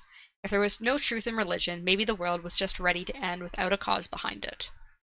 Do you believe that Sage really believes the world is ending on its own and there's nothing behind it? Or do you think he's just, like, too depressed to actually, like... I think he's emo. He's fucking annoying, that's what he is. Fucking emo. The man needs to go and get all of the knowledge from another well so that he can start writing these epigraphs for us. All we're gonna hear in the distance is, "Where are you?" No, but like, genuinely, he's been annoying me so much, and I don't even want to fucking. My read about legs him are anymore. dangling off the edge. I love this song. I love that song. I have a feeling if Sage's depression is annoying you, you're not going to like a certain character in Stormlight Archive. He's just... I'm sure he's not, honestly, because you've already stated to us that, like, the next ones are a lot more about, like, the mental health field of study. People have mental issues in the next one, and I cannot wait, but also understand what you're saying, because Darkness is probably going to be annoyed by most of the people in there. I think there's one character whose, like, main thing is, like, he's very depressed. See, that's not my issue. My issue is the fact that, like, he's not. He's gone through worse shit, man. Like, come on. True. He lost has the love definitely of gone his through worse shit. life. Yeah, but I mean, that's not the worst thing he could go through. Okay, but what was he gonna do? Not create children. I know that for a fact. You don't have to have children to be in a happy marriage. Oh no. Happy wife, I mean- happy life, you know. To be fair, he coulda started stuff earlier, you know. But Man, he doesn't know his own feelings, so man was. and he definitely still royally doesn't. Yeah, royally fucked up in the head, you know. So Sabrice then brings up how Calcier used to speak about green fields and plants and also flowers with other colors. He says it is a striking color and they would be pretty and it'll be nice when they return. Sage is confused when Breeze says the flowers will return. Breeze replies that the Church of Survivor teaches that Finn will get rid of the mist and ash and that it seems suitably feminine that she will bring back green plants and flowers. Sage mentions he doesn't believe that Breeze would follow the Church of the Survivor, and Breeze replies that he may have overdone it a bit. yeah, he doesn't. Yeah, There's like, no way. He does. He's like, I guess I overdid it. He's just trying to be like, oh, look, religion! Sage religion! Yeah, But yeah, Breeze then replies... Please, just follow the religion. You've always done so before. Breeze replies that although he doesn't believe it, it is nice to hope for that when looking over the blackness of the ash-covered land. Sage wants to snap that believing isn't enough, but he stops himself. Sage then tries to go back to focusing on the Larster religion and decides that if divinity is art, then considering what Breeze said about how dull and uninspired the world looks right now, that religion cannot be true due to observed events. So what do you think about Sage just turning down this religion all of a sudden just because of the black ash? Repeat the question? What did you think about Sage suddenly turning down this religion just for like kind of like a petty reason? I was like, yes, Breeze has said that the black ash is dull and uninspired, thus a religion focused on art. Does not make sense. That's. I mean, if you look at the world from an obstructed view like that, every religion can be, you know, seen as false. So if you look for something hard enough, you're going to find the fault in it. You just exasperated Darkness, or do you have any thoughts? To be fair, I can see why he thinks he has no belief anymore. When it comes to like just seeing the world in that way, as Mythic said, like even because like back then, even if like he did see a fault, I'm pretty sure he would still be like, oh, like, you know, you can still believe in it regardless. Well, I don't know exactly. I think it's more of he would see a fault in it, and then he would be like he would try to rationalize how it could still be a thing instead of the reverse. Now he's reversing that, where he sees a fault and he's like, oh, well, that obviously means that it can't be, you know, because of this reason, you know. I don't know, you know what? I think the thing that most annoys me is the fact that why he doesn't like believe that there is an external force, considering that Vin and Ellen and like people were there. Like, what the fuck? Vin's like, I literally felt this thing that I released, and it was sentient. I don't know. It's so fucking annoying. Well, Uh, we know he does fucking believe it at the end, because, you know, Yep. Exactly, because he's the one the writing the epigraph. epigraphs. The- Yep. Mhm. So Sayce can see Breeze eyeing his portfolio as he puts the religion away, and he thinks that Breeze would be disappointed to know what he is doing. Sayce also thinks that he shouldn't be short with Breeze, as Breeze is just trying to cheer him up. He considers that Breeze used to be selfish, as he still claims to be, and that he likely joined Kelsier for the challenge and the ATM reward, but that he is no longer that selfish and has found different rewards instead of the ATM. Captain Goradel then comes over and tells Sage and Ellen that Ellen's camp is nearby and that a scout is coming. Breeze instantly notices the pink on the distant horse, and Alrian quickly rides up to them, hesitating as she looks Your down at the favorite character, Midnight. deep ash on the ground and considers dismounting. She says she wants to hug Breeze, and he tells her she can wait until they're at the camp, but she replies she doesn't want to embarrass him in front of his soldiers. No, Breeze- she does. She straight up says, but then you wouldn't be embarrassed. I thought she said she doesn't want to embarrass him in front of the soldiers. Did I read that wrong? Pretty sure it was the other way around. I need to. But then I wouldn't be able to embarrass you in front of your soldiers. Maybe I'm wrong, but I'm pretty sure. I'm double checking the book right hearing now. it. So it completely changes the meaning of the. Oh yeah, she does. She says I couldn't embarrass you in front of your soldiers, though. Exactly. Okay, Like, so the way she says it, I took it as it can have both meanings. yeah, the way it's worded, because she says we could wait until we get back to camp, and then she says I couldn't embarrass you in front of your soldiers that way. So like you could take it as if we go back to camp, I can't embarrass you in front of your soldiers now, or you could take it as her being like, yeah, but I couldn't do that and embarrass you in front of your soldiers. If Like we I go couldn't back to do camp. that to you. Yeah, so I don't actually know nah, what way I she think means it. I think I take it the other way, because the way she acts in general, Yeah, she wants. I mean, walking in and just being like, breezy! yeah. To be fair, I do think it probably is Mythic's way, because like when he says like we could go back to camp and hug, like they could be like in his tent private, and then it wouldn't be out in front of all the soldiers. So it probably is the way Mythic said. I just read it differently. Because the wording's kind of it can be taken either way, because English. Because English. Fucking Anyway, so Bree says that they're all Say's soldiers anyways, and Alrienne does a sort of curtsy bow while on her horse as she greets Say's by his title, and Say's in return nods and calls her princess. After a moment, Alrienne dismounts, and Captain Goradel helps her up onto Breeze's horse. Say's thinks that Breeze has not married Alrienne, likely due to his embarrassment over the age difference. When he's asked, Breeze usually replies that he doesn't want to leave Alrienne as a widow, but Say's thinks that they'll likely all die soon anyways, so age doesn't really matter. He also wonders if the fact that they are all likely to die soon is why Breeze gave into having a relationship with Alrienne.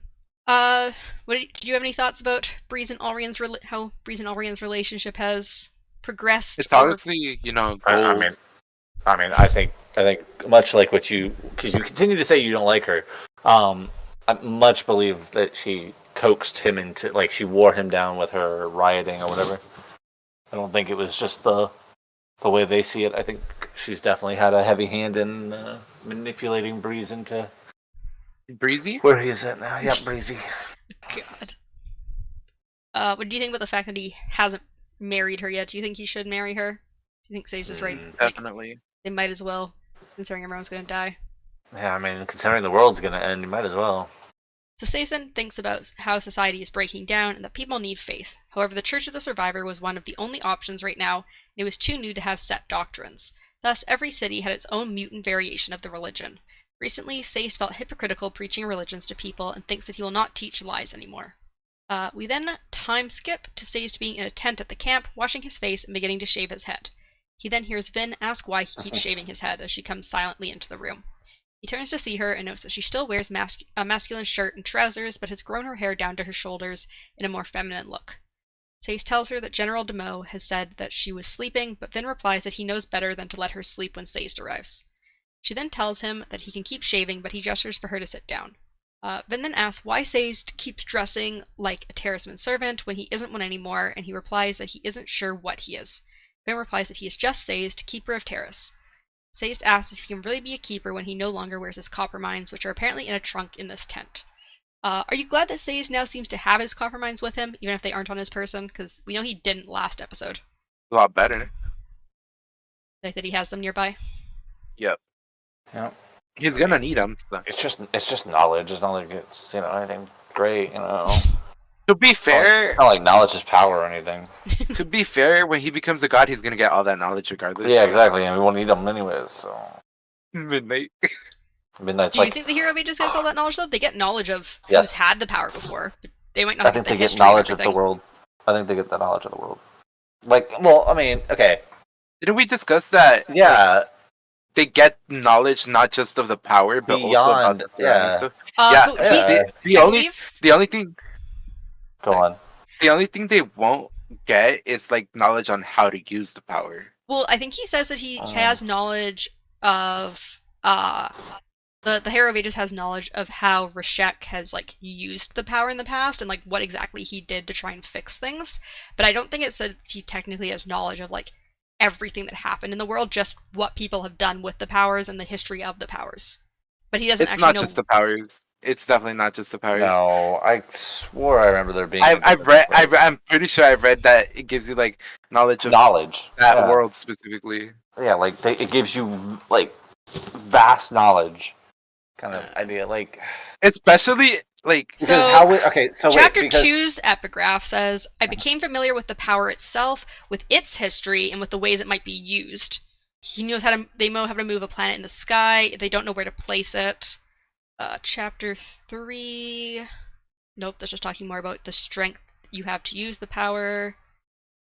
Chapter 4 talks about how Rashek pushed too hard by moving the planet. What? But how? But okay. But all right. How would Rashek have known how to do all of those things? Because you know about how like the capabilities of the power. It says like as I said, the chapter 2 no, epigraph. it should be further because it's talking about how So after chapter 4, so chapter 5's epigraph talks about what he did to the plants, and chapter 6's epigraph, which is the one before this episode, says the power burned away quickly, and they talk about how he named himself the Sliver of Infinity. The only description of what power he gets. I don't remember it being in an epigraph though. I thought it was something else. I thought it was when Vid took the power. Oh, you think it's in the second book? I thought it was when she like right when before I can get the she second was book. like, it gave me the knowledge of how to save him.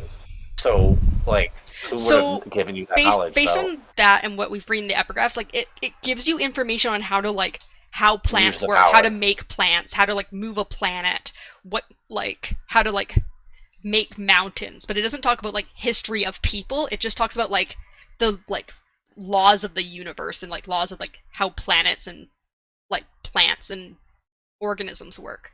It gives you that like more of a sciencey information. That's all we know so far. I'm not saying that the Hero of Ages doesn't get that. I'm just saying we do not have any confirmation of anything but science-based knowledge and the history of the power, not of the world. I mean, okay, but if we're going off of this, right, like my theory of that he took that this is talking to us in these epigraphs, and he took my theory is he took the power and gained all this knowledge, right? And so how would he know about Ruin then? Ruin isn't like he was like Ruin isn't this or whatever. He's actually decay or whatever. Like he knew that stuff. Like he knows a lot about a lot of things. it's the final battle. Like he like arm wrestles Ruin, and they have like it's too easy for people to characterize Ruin as simply a force of destruction. Think rather of Ruin as an intelligent decay, not simply chaos, but a force that sought a rational and dangerous way to break everything down to its most basic forms. Like how, if you don't have knowledge of like pretty much the world, like god-like knowledge, like how would you know things like that about Ruin? It's not like you're just gonna go talk. Like maybe he talked to Ruin. That's the only other option I can think of. That he and would, honestly spoke with Ruin. Honestly, how would you even know how to like change things in a way where like others haven't? Because clearly Rashek was able to change it in a way others haven't, because the world wasn't already in that state, you know. I mean that can be explained though through the knowing the power thing though. I that's what I understood. Yeah, so like I understood that part. Like it gives you the basically it's like what's the best way to explain this? Like it's like when you gain a power, right? Like in like we can use D&D reference idea, right? Like in D&D, if you get an item like a magic item and attune to it, you immediately know everything about that item. like you know literally every part of that So item. you're telling me that a part of that fucking power is literally to create ash mounts and to fucking alter Yes, physiology for that you other could people. do this. Yes, it was like it's like here's like a long list of things this power can do, right? And you can do any of them.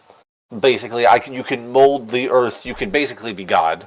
You can create pretty much anything you want in any way, shape, or form. Here's how you can do it. Like it's like a voice in his head going, well, like he's like all right, you think, hey, I want to do this, right? And the power is a voice in his head going, okay, well, all you have to do is this, and this is how it'll be done. Like you'll Here, So be you're able to telling do me he this. I just think. chose the Wait, wrong fucking decisions. here, Pretty much, yeah. yeah. Well, here's another I think maybe good analogy is it's like how as people we can create a habitat for a fish in a fish tank. We can place everything in it. We don't know the history of the fish that we're putting in, besides what we're like we can put fish in this fish tank. We can make their surrounding. We can put in rocks. We can put in like sticks and all these different things in it. We can create the world for this fish, but we don't know the history of what these fish do when they have children. We don't know their thoughts and what the fish do, right? We can just create the world for them, but also we don't always like understand I think they talk about in the epigraphs how they don't always understand the consequences of things they can do. So you could put something in this fish tank and it fucks up the ecosystem. And you're like, oh shit, now I've got to take this away and fix it with this other thing and like So, yeah, exactly, and that's what we were that's talking kind of how about. it Why works. yeah, that's why he created. He moved the Earth too close to the sun, realized that that's hurting humanity. So let's put ash. Okay, well we put ash in the sky to stop the sunlight from hitting us, but our all the human beings are sucking in that ash.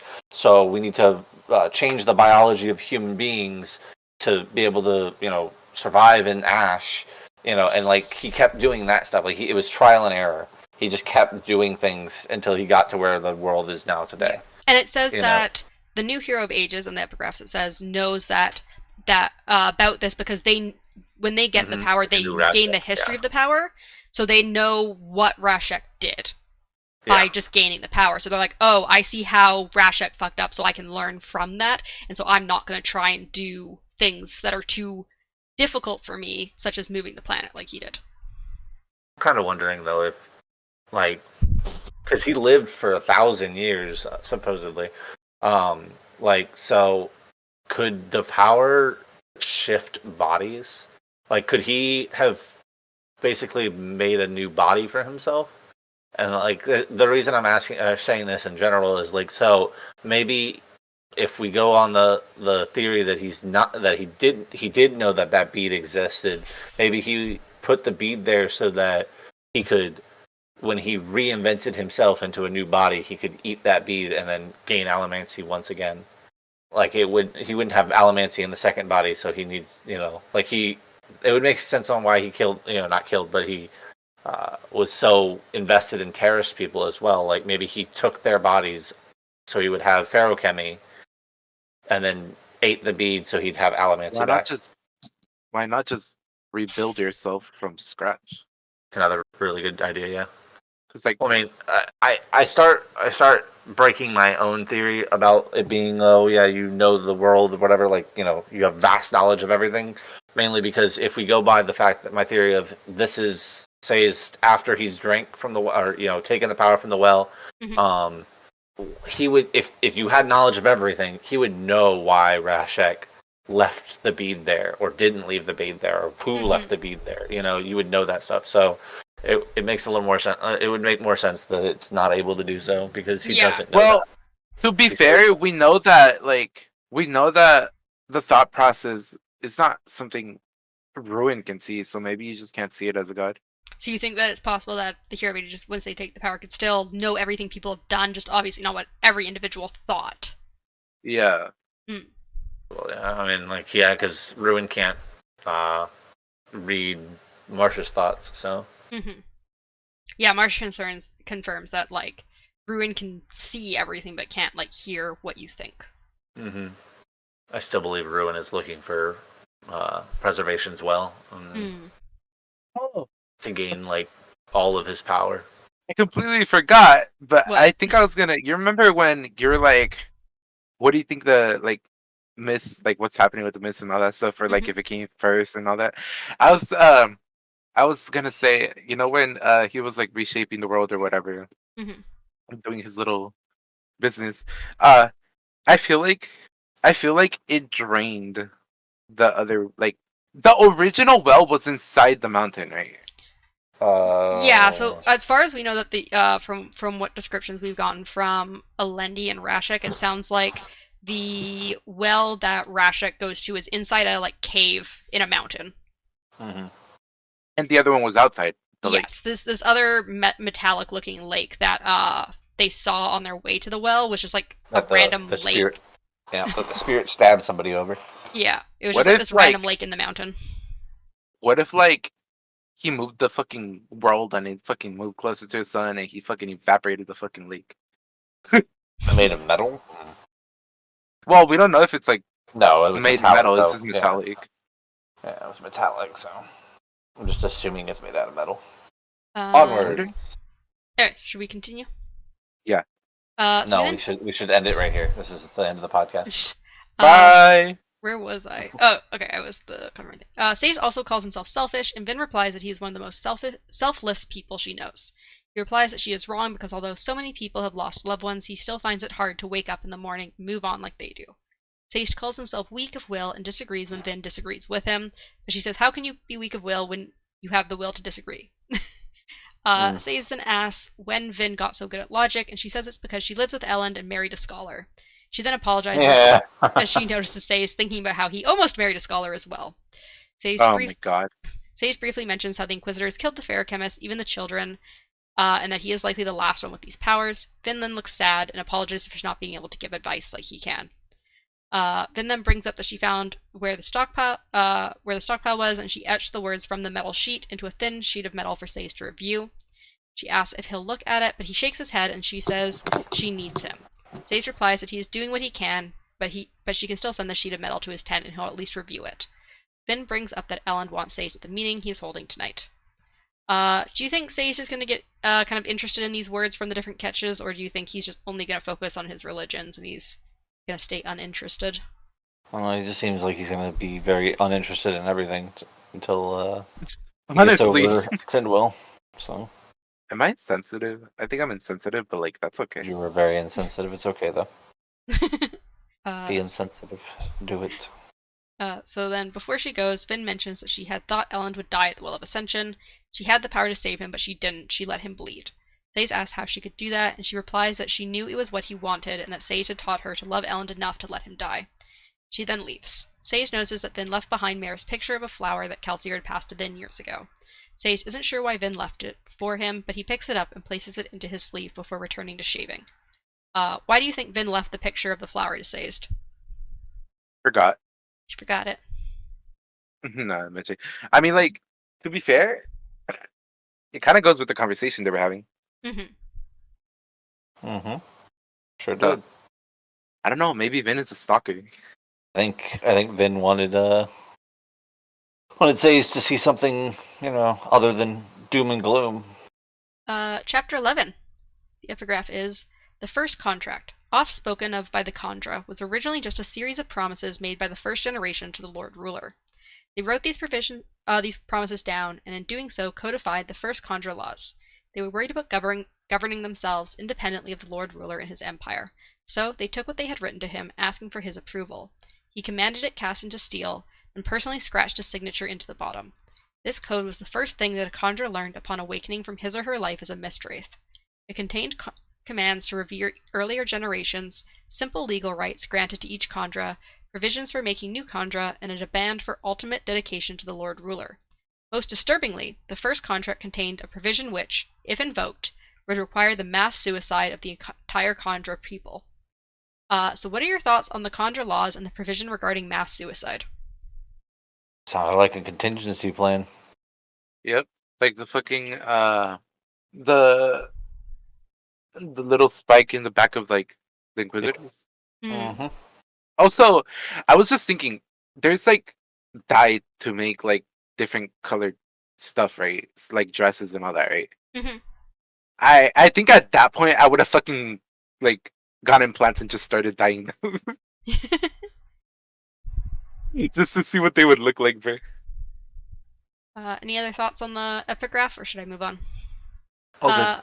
So we have our final point of view with Tensoon, as Kanpar begins the judgment, telling Tensoon to speak, but then cutting him off by asking him about how he killed Oriser.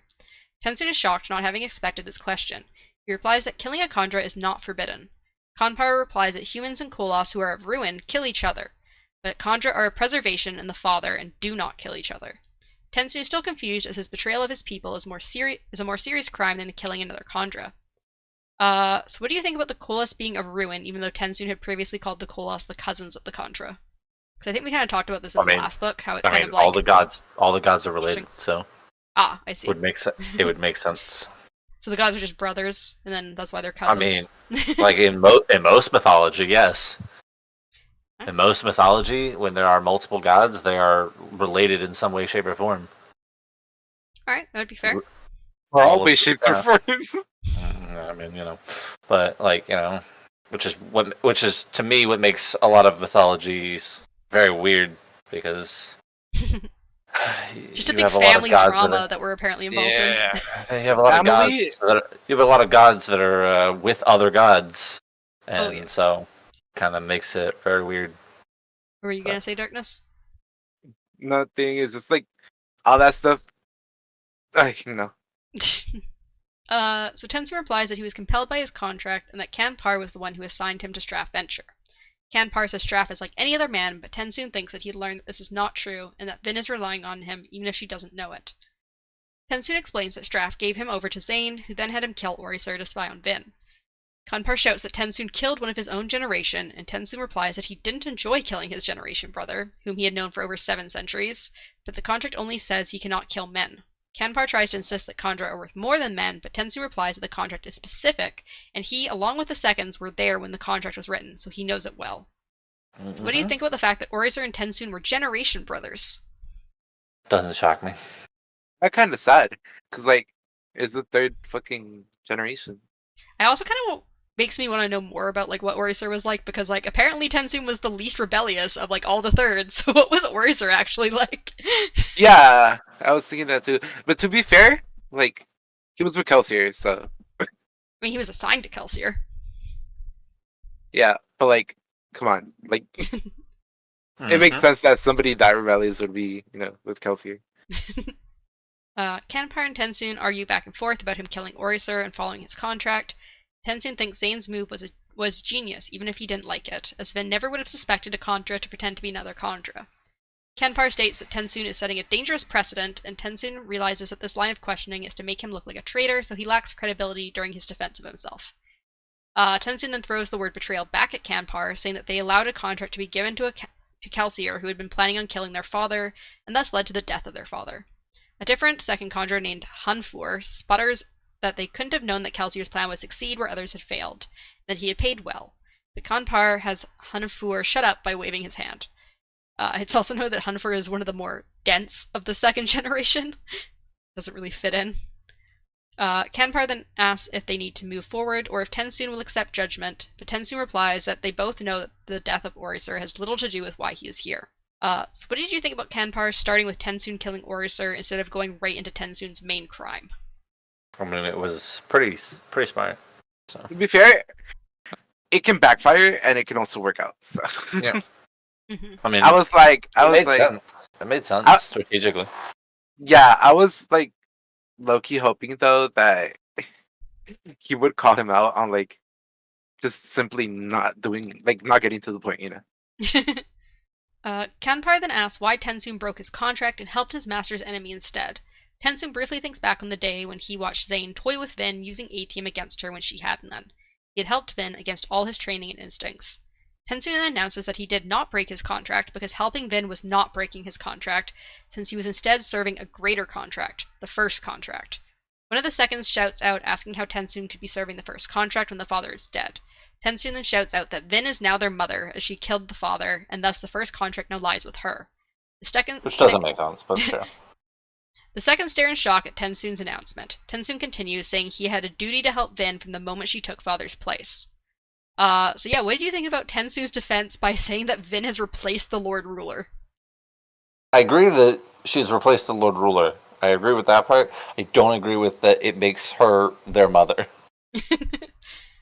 That just doesn't work. Like, I'm sorry, if, I have a kid and, some woman comes around and just kills me, it doesn't make her the mother of my kid. She just kills you and then adopts your kids. I am your mother now. Technically, by right of conquest, you can technically take the child.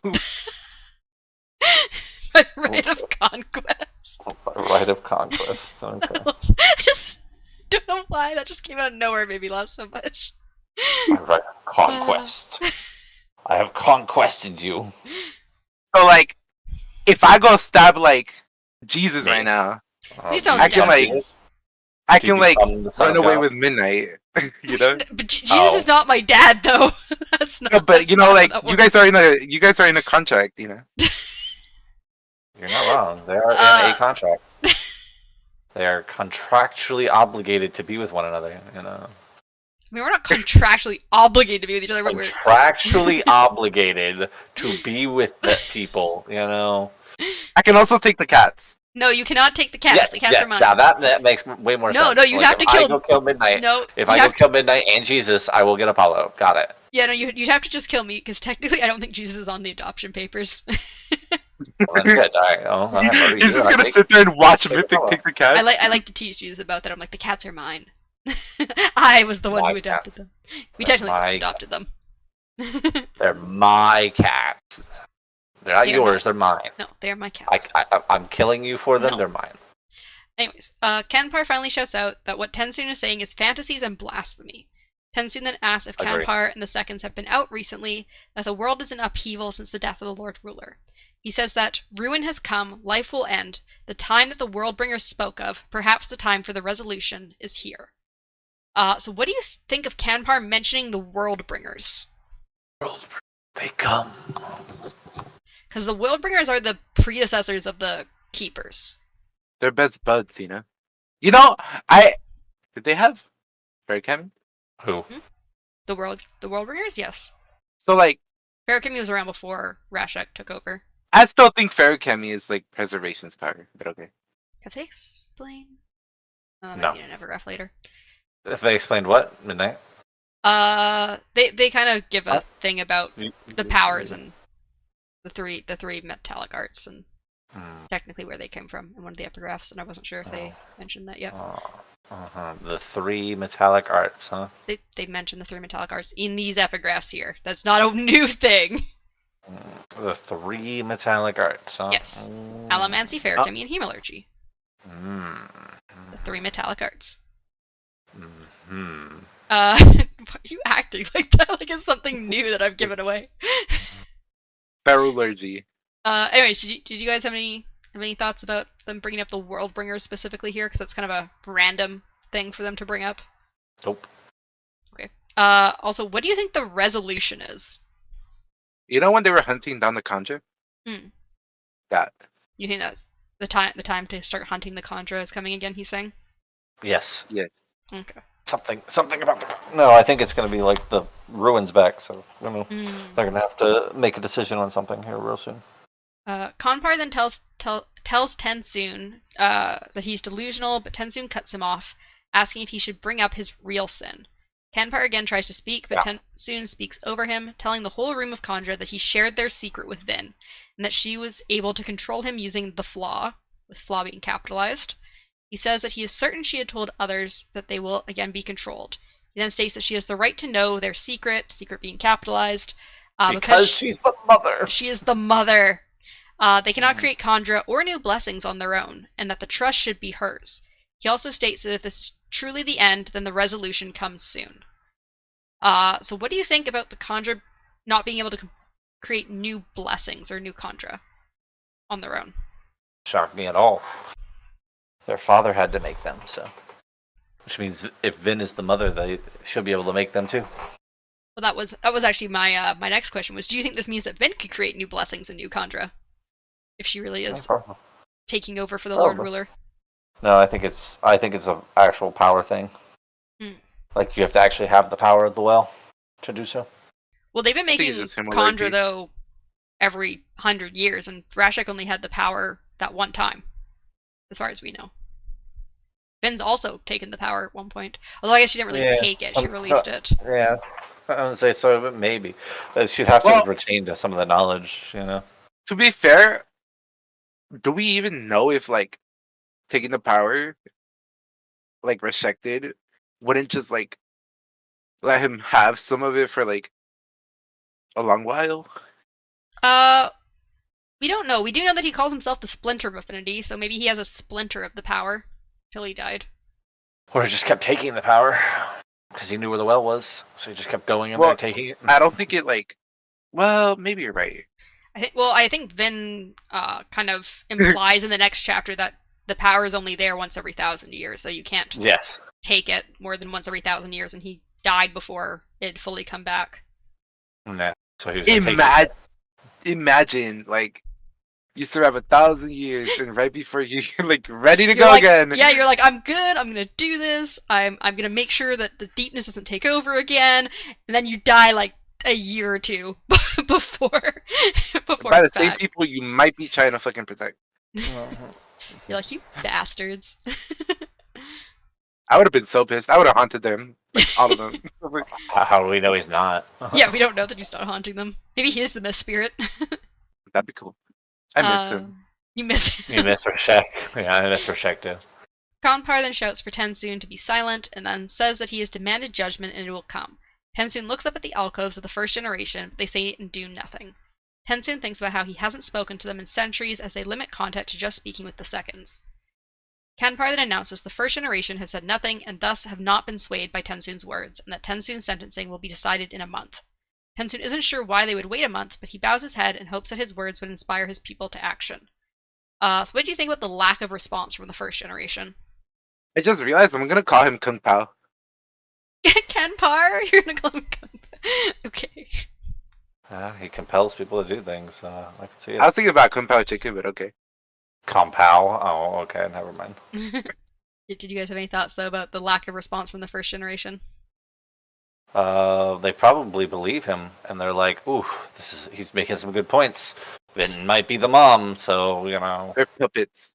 maybe we send him to her, and yeah, maybe we'll send Tensoon back to Vin, and then he can protect the mother."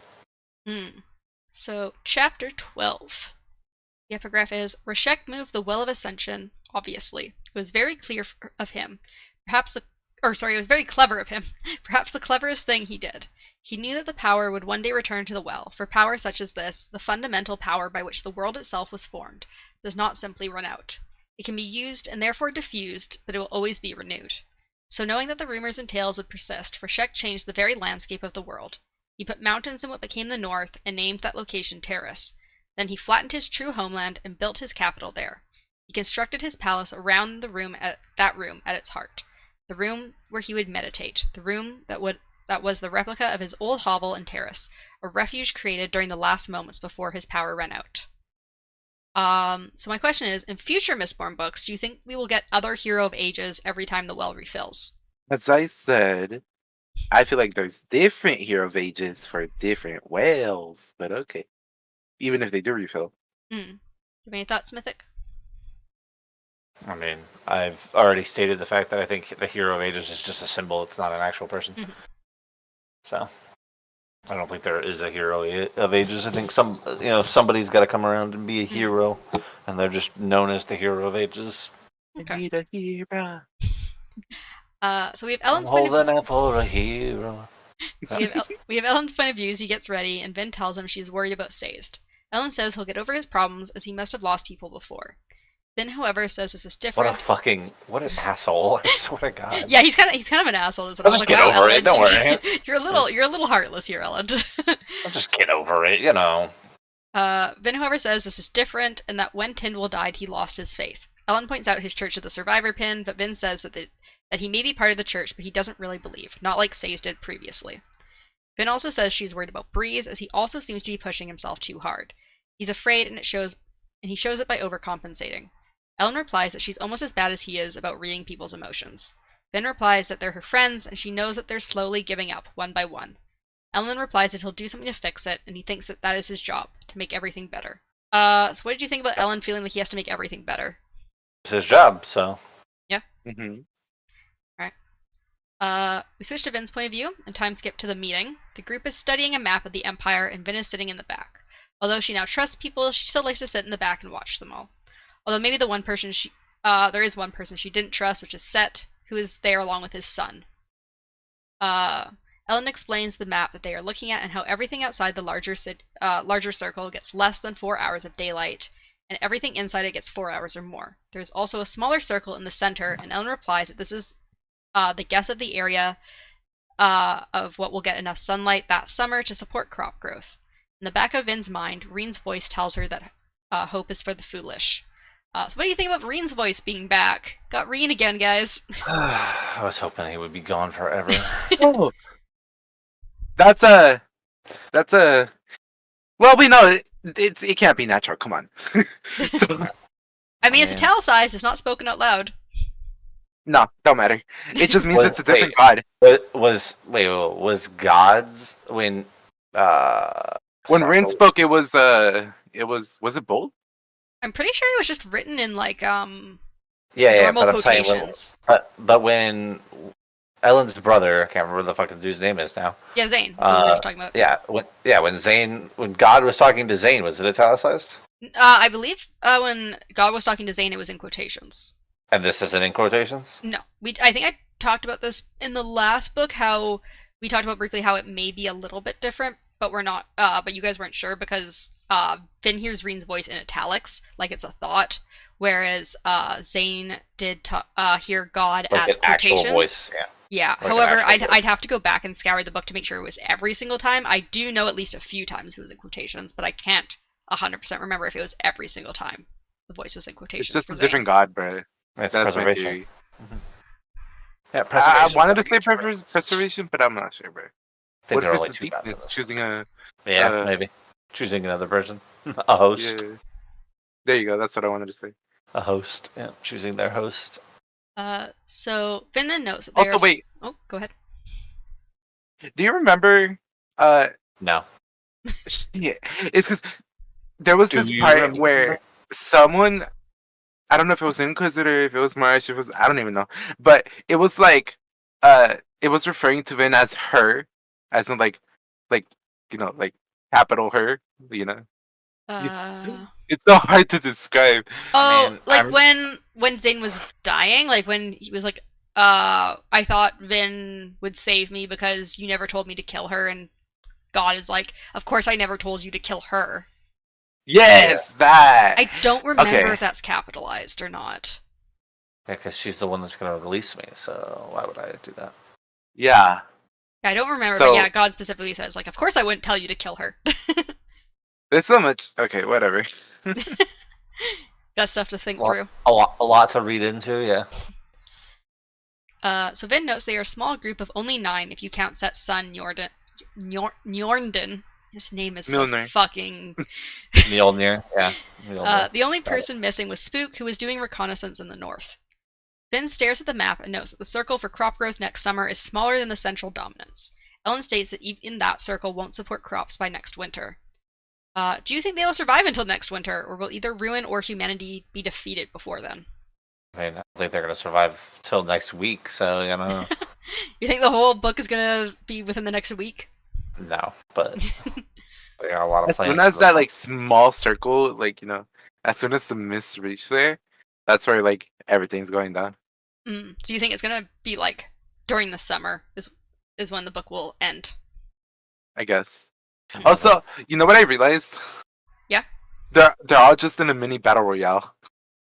Oh my the god. area is just getting smaller and smaller. Yeah. Which makes sense why, Kelsey's in Fortnite, but Oh my I god, see. you're right. he's fighting This against is the the mist. true reason. Yeah, the mist is actually. Oh my god! The mist is actually the circle closing in. It does Holy slowly kill shit. you because it Yeah, kills it out all your does, plants and stuff. but it doesn't choose like 1 out of 6 or whatever the fuck it was. Well, no, I'm saying because it's killing all the plant life, you are slowly starving, so you are slowly losing health while staying out in the mist area True. because you don't have food. You even if it doesn't kill you via seizures. I remember. Anyways. No wonder he's in. You're right, Darkness. No wonder he's in Fortnite. Makes sense. I'm gonna have to tell Jesus about that after this. He's the pro surviving the storm, you know? Alright. Yeah, he's the guy who's gonna win, at the end. The Battle Royale.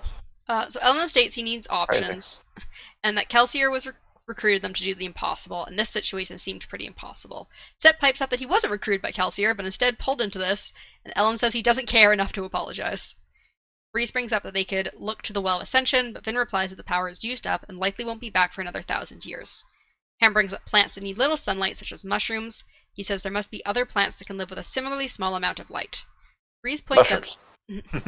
Yeah, besides mushrooms, he means that as well. Breeze points out that they can't... you feed the animals mushrooms, so... Yeah, Breeze points out that they can't eat most of those plants, but Ham suggests animals might be able to. Ellen then brings up the storage caverns and says that they still don't know what the last one contains. Breeze replies that he doesn't like relying on the Lord Ruler, and Set chimes in that the food could be poisoned and the water pissed in. Ellen replies that the Lord Ruler was luckily more altruistic than they thought him to be, and he resisted whatever was in the Well of Ascension. Vin thinks that it's named Ruin, and it will destroy everything. Ellen then brings up the last cache again, saying that the one they had just found has stores of lots of the basic 8 elementic metals. Set excitedly asks if that means they'll march on Fadrix, and that Penrod and Gennaro can suck on that for a few days. Vin thinks that Ellen hadn't been able to do much about the revolt in Urtiu, where Gennaro was supposed to rule over, so Gennaro mainly ruled from afar over smaller cities in the northern dominance. Ellen and Set then begin to talk about how much Set swears, which Set replies just makes conversation more interesting. Yep, I agree. Yeah, I like the. I do that a lot too. I swear a lot. I don't know what you're talking about. I don't think you swear at all, ever. I fucking swear all the time, dude. Never do. Then an earthquake happens. Finn quickly gets up and goes outside the tent, but the earthquake stops quickly. Finn goes back inside. Like how everybody, I'm pretty sure if I remember correctly, everybody else is like ducking for cover, and she's like, I stand up. Yeah. And I'm ready to fight something, and I'm like, Jesus Christ, woman. Yeah. Something's wrong with you. Yeah. Finn then goes back inside, and Ham comments on how there have been a lot of earthquakes lately. Why do you think there have been so many earthquakes? Is there a because the world reason? Is just dying. Yeah, okay, I was just gonna say, is there a reason, or is it just Ruin being free that and like him fucking shit with shit that's causing it's back in Iraq. Iraq, yeah, totally. No, but like, I'm sorry, but like, maybe it's the other wells, if there are multiple, or the other well, and it's like reacting to the fact that Ruin is out, and it's like, come get me, hurry, like. Mm-hmm. Or maybe he's getting closer to the wells, so that it's like warning the world. So Ellen goes back to talking about the couch and Fadrix, and in Vin's head, Reen mentions the ATM, which Vin also voices out loud. Ellen says they have no proof of the ATM being there, but Vin says it has to be. Set replies he hopes it isn't, since he'd be annoyed if he marched on Luthadel just for the ATM to be in his own city. Which is exactly what you said last time. Yeah, I know. I'm just like... so annoying. Han then asks if Ellen is planning to conquer Fadrix, but Ellen replies that they'll try diplomacy first, which Set isn't a fan of. Vin has a moment where she thinks about how Set has replaced Klebs as the Empire's military strategist. Because he has. Mm-hmm. Set mentions that if diplomacy doesn't work, they'll have to do a siege, and Ellen agrees. Ham asks if they have time for that, but Ellen replies they can't not take Fadrix. Also mentioned that Fadrix is likely already hurting for food, and they could cut off any food supply routes. Ellen also mentions they do have the Koloss, but Ham raises an eyebrow at this as if asking Ellen, would he really turn Koloss on humans? So do you think they are going to have to siege Fadrix, or possibly use the Koloss against them? Yes, I think the Koloss are going to have to fight them, yeah. Darkness? Sorry, I was thinking, like, you just ask what they have to, so, like, I'm guessing there's an option there's not. Like, well, they're saying they would use the Koloss if they have to. Like, do you think that, like... They're going to try diplomacy first. Yeah, do you think whoever the obligator is going to, like, work with them in the end, or do you think that they're going to have to, like, besiege them and, like, fight them? I'm going to go with they're going to work with them, because, like, unexpected, a little flavor. Who knows, the end of the world might bring people together. The Sazan brings up that Fadrix is past the Mist line, and apparently Ellen has kept most of his army from the Mist. Vin doesn't think it's fair to have done this, but so far it had made sense. Ellen replies that Sazed makes a good point, and they'll have to have the army go out into the Mist finally. What do you think about the fact that they've kept the army safe from the Mist so far? Like, do you think that was good or stupid? Because, like, if people die, like, you've just spent a bunch of time training people just for them to now die to the mist. Why don't they just send everyone into the mist? I don't know, ask Ellen. Because like, if you send everyone into the mist that you're training in, that are part of your army right now, they'll die now and not when you need them in the battlefield. Yeah. Because apparently it only affects them once, right? Yeah, that's what I was saying. Like, why would you spend all this time training and feeding them if they're just gonna potentially die to the mist? I feel like he should have probably just done it right away. But whatever. Yeah, just give them a little nudge, you know, like this is a test. If you pass this, you belong to my army. Like, Yeah, inoculate them. Yep. He inoculates the villagers. Why not inoculate his own group? Yeah, exactly. So Ellen says that they will need fabrics in Urtiu taken before the summer so they can condense the population to the central dominance and use the grain stores from Urtiu's catch to help for planting during the summer. Ham says they don't have enough troops to march on both cities. Nemo then speaks up, saying they had a steel-inscribed message from Spook stating that the Ska rebels were in charge of the city, but they don't like nobles or anyone with noble parentage. Steel inscribed. Yeah, they've taken to doing steel-inscribed notes, which makes sense. Elman states that he wants Sazed and Breeze to go to Urtiu and bring it under control without force. He'll send a couple hundred soldiers with them just in case, but he needs the seed stock to be down in the central dominance before summer for planting season. Breeze replies that the Ska aren't good at setting up governments and they'll probably be happy to join the new empire. Ellen says to be wary because tensions are extreme there. Do you think it'll be as easy as Breeze thinks to get Urtiu to join the empire? No. it'll be a breeze. You're funny. Sazed then asks if they have to go, as he has a personal research he needs done. Or if he has to go, because he has personal research he needs done. However, Ellen says that as a terraceman, Sazed is well respected, and Breeze also has a bit of a reputation. So he would ask that Sazed go, and hopefully be able to work on his research while on the trip. Sazed eventually agrees. Ellen then asks the group about Kelsier, not the legends and such about him, but him as a man. Ham says he was bigger than a man and that everything he did was large. Breeze cuts in that he was genuine though, everyone wanted to be the best, but Kelsier actually was. Finn replies that he was just a man, but you always knew he'd succeed. She says he made you what he wanted you to be, and Breeze cuts in that it was just so he could use you how he wanted. And then Ham cuts in that you were better for it anyways. Ellen then asks what Kelsier would think of them now, and Ham says he'd be proud of what I'm just choking all of a sudden. I mean, you're always choking. Ham then says he'd be proud of what they had done, and Sage replies that he'd tell them to laugh more. Breeze says he would laugh and smile no matter how bad the situation, which Alrian says makes him sound insensitive. Ham replies that he was determined and always said that laughing was the one thing the Lord Ruler couldn't take from them. Ellen says they need that, and no matter if they are optimists or pessimists, or if they think they'll be dead in a few months, they need to be smiling. He wants them to smile in defiance, and if the end does come, they meet up again like this while smiling. Do you think Ellen's speech and Kelsier's attitude towards the Lord Ruler and life would be able to help the group make it to the end?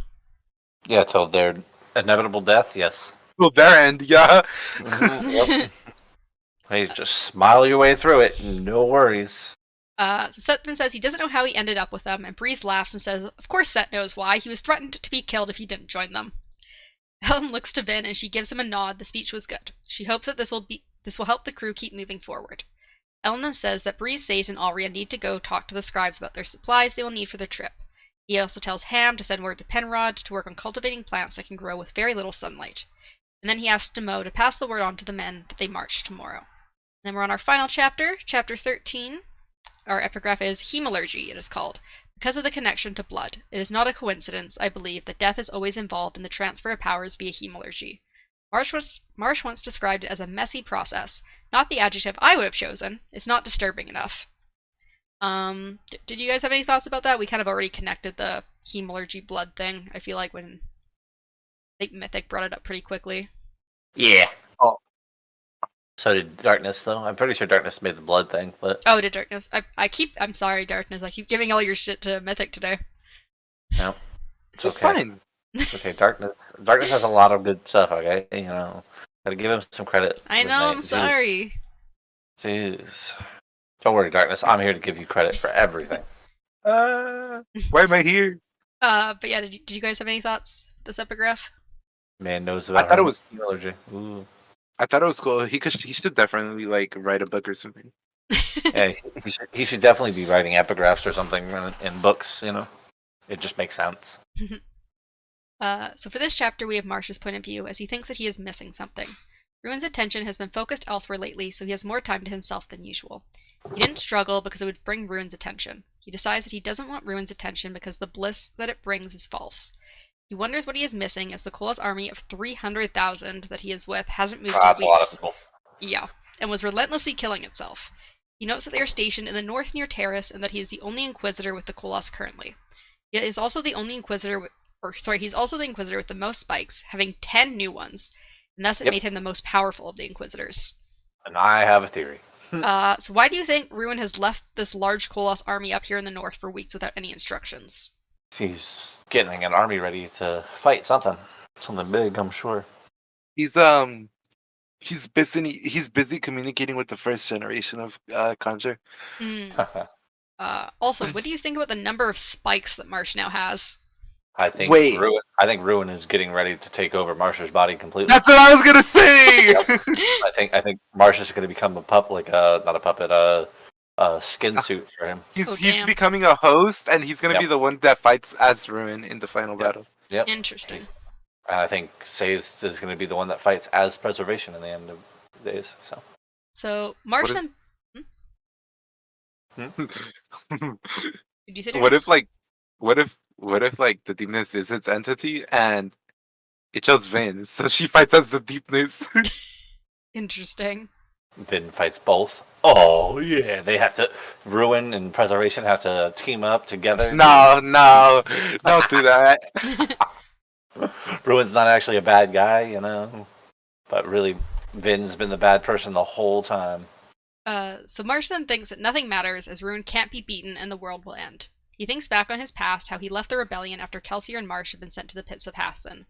He thinks that just as he had given up, Kelsier had come back and used the rebellion to win against the Lord Ruler when it should have been Marsh who had done that. Now he has given up again. He thinks that Mare had chosen the right brother, the one who had made her dreams come true. Marsh believes that Kelsier had overthrown the Final Empire for Mare's dream, not for anything else. Then he thinks that Kelsier failed, that killing the Lord Ruler had just made things worse. Marsh thinks that Mare had been right to pick Kelsier, but they are both dead now, and Marsh wasn't. He could still fight, but he wasn't sure how. He wonders if he stops struggling for long enough that he can surprise Ruin when he finally does try to properly fight back and take control of himself for a moment. He can pull out his spikes back and take out one of Ruin's strongest weapons, possibly giving the others the chance they need. Kelsier has sacrificed himself for the Ska people, and Marsh would do the same and hopefully stop the destruction of the world. Do you think Marsh will be able to surprise Ruin and kill himself to save the world? At the end. Yes. Yeah, in the very end, yeah. Alright. That was the end of chapter 13, end of our chapters. I'm sorry. I thought you were saying like that was the end. Like the end. No. So I've got a couple overview questions. The first is, what do you think will happen with Tenzun? Do you think the younger Conjurer will take action after his speech? He's gonna die. I think he's gonna be tasked to go Die. with the mother. No, with the mother. What are your theories about what's in Fadrix's cache? What do you think the specialty is there? Do you think it's the ATM or do you think it's something else? It's not ATM. What is it then? The ATM doesn't exist. I think the ATM exists. I think it was just used for something else. You know, like it was used to pay somebody or something. I think also one of you had said last episode that you think that it was used to make the Mal ATM. True, that too. Yeah. I don't remember who said that, but yeah. It wasn't me. Remember. Yeah, maybe I said it. I don't I remember. think you might have said it then. That would make sense. But it would make sense. I mean, The one time I'm hesitant to say Mythic said it, it probably was him. It was Mythic. It was Mythic. yeah, probably. I don't know. Sounds like something I might say. So what do you think is in the cache, Mythic? It's just gonna be another, like, you know, same thing as last time. Cache of fucking shit, you know, that they're not gonna understand, you know. And what do you think is going to happen with Fadrix and Urtiu? Will they join the new empire? I think what's gonna be in the cache is the lake. Anyway, I just want that lake to appear, bro. Yeah, I gotcha. Alright, that was the end of my questions. Do you guys have any theories or anything you want to bring up? We didn't even Yeah. answer the last question. Oh, did you know? We didn't? What was the last question? Like, Do you think they're going to join the new empire? Who? The cities they're going after, Fadrix and Urtiu. Oh.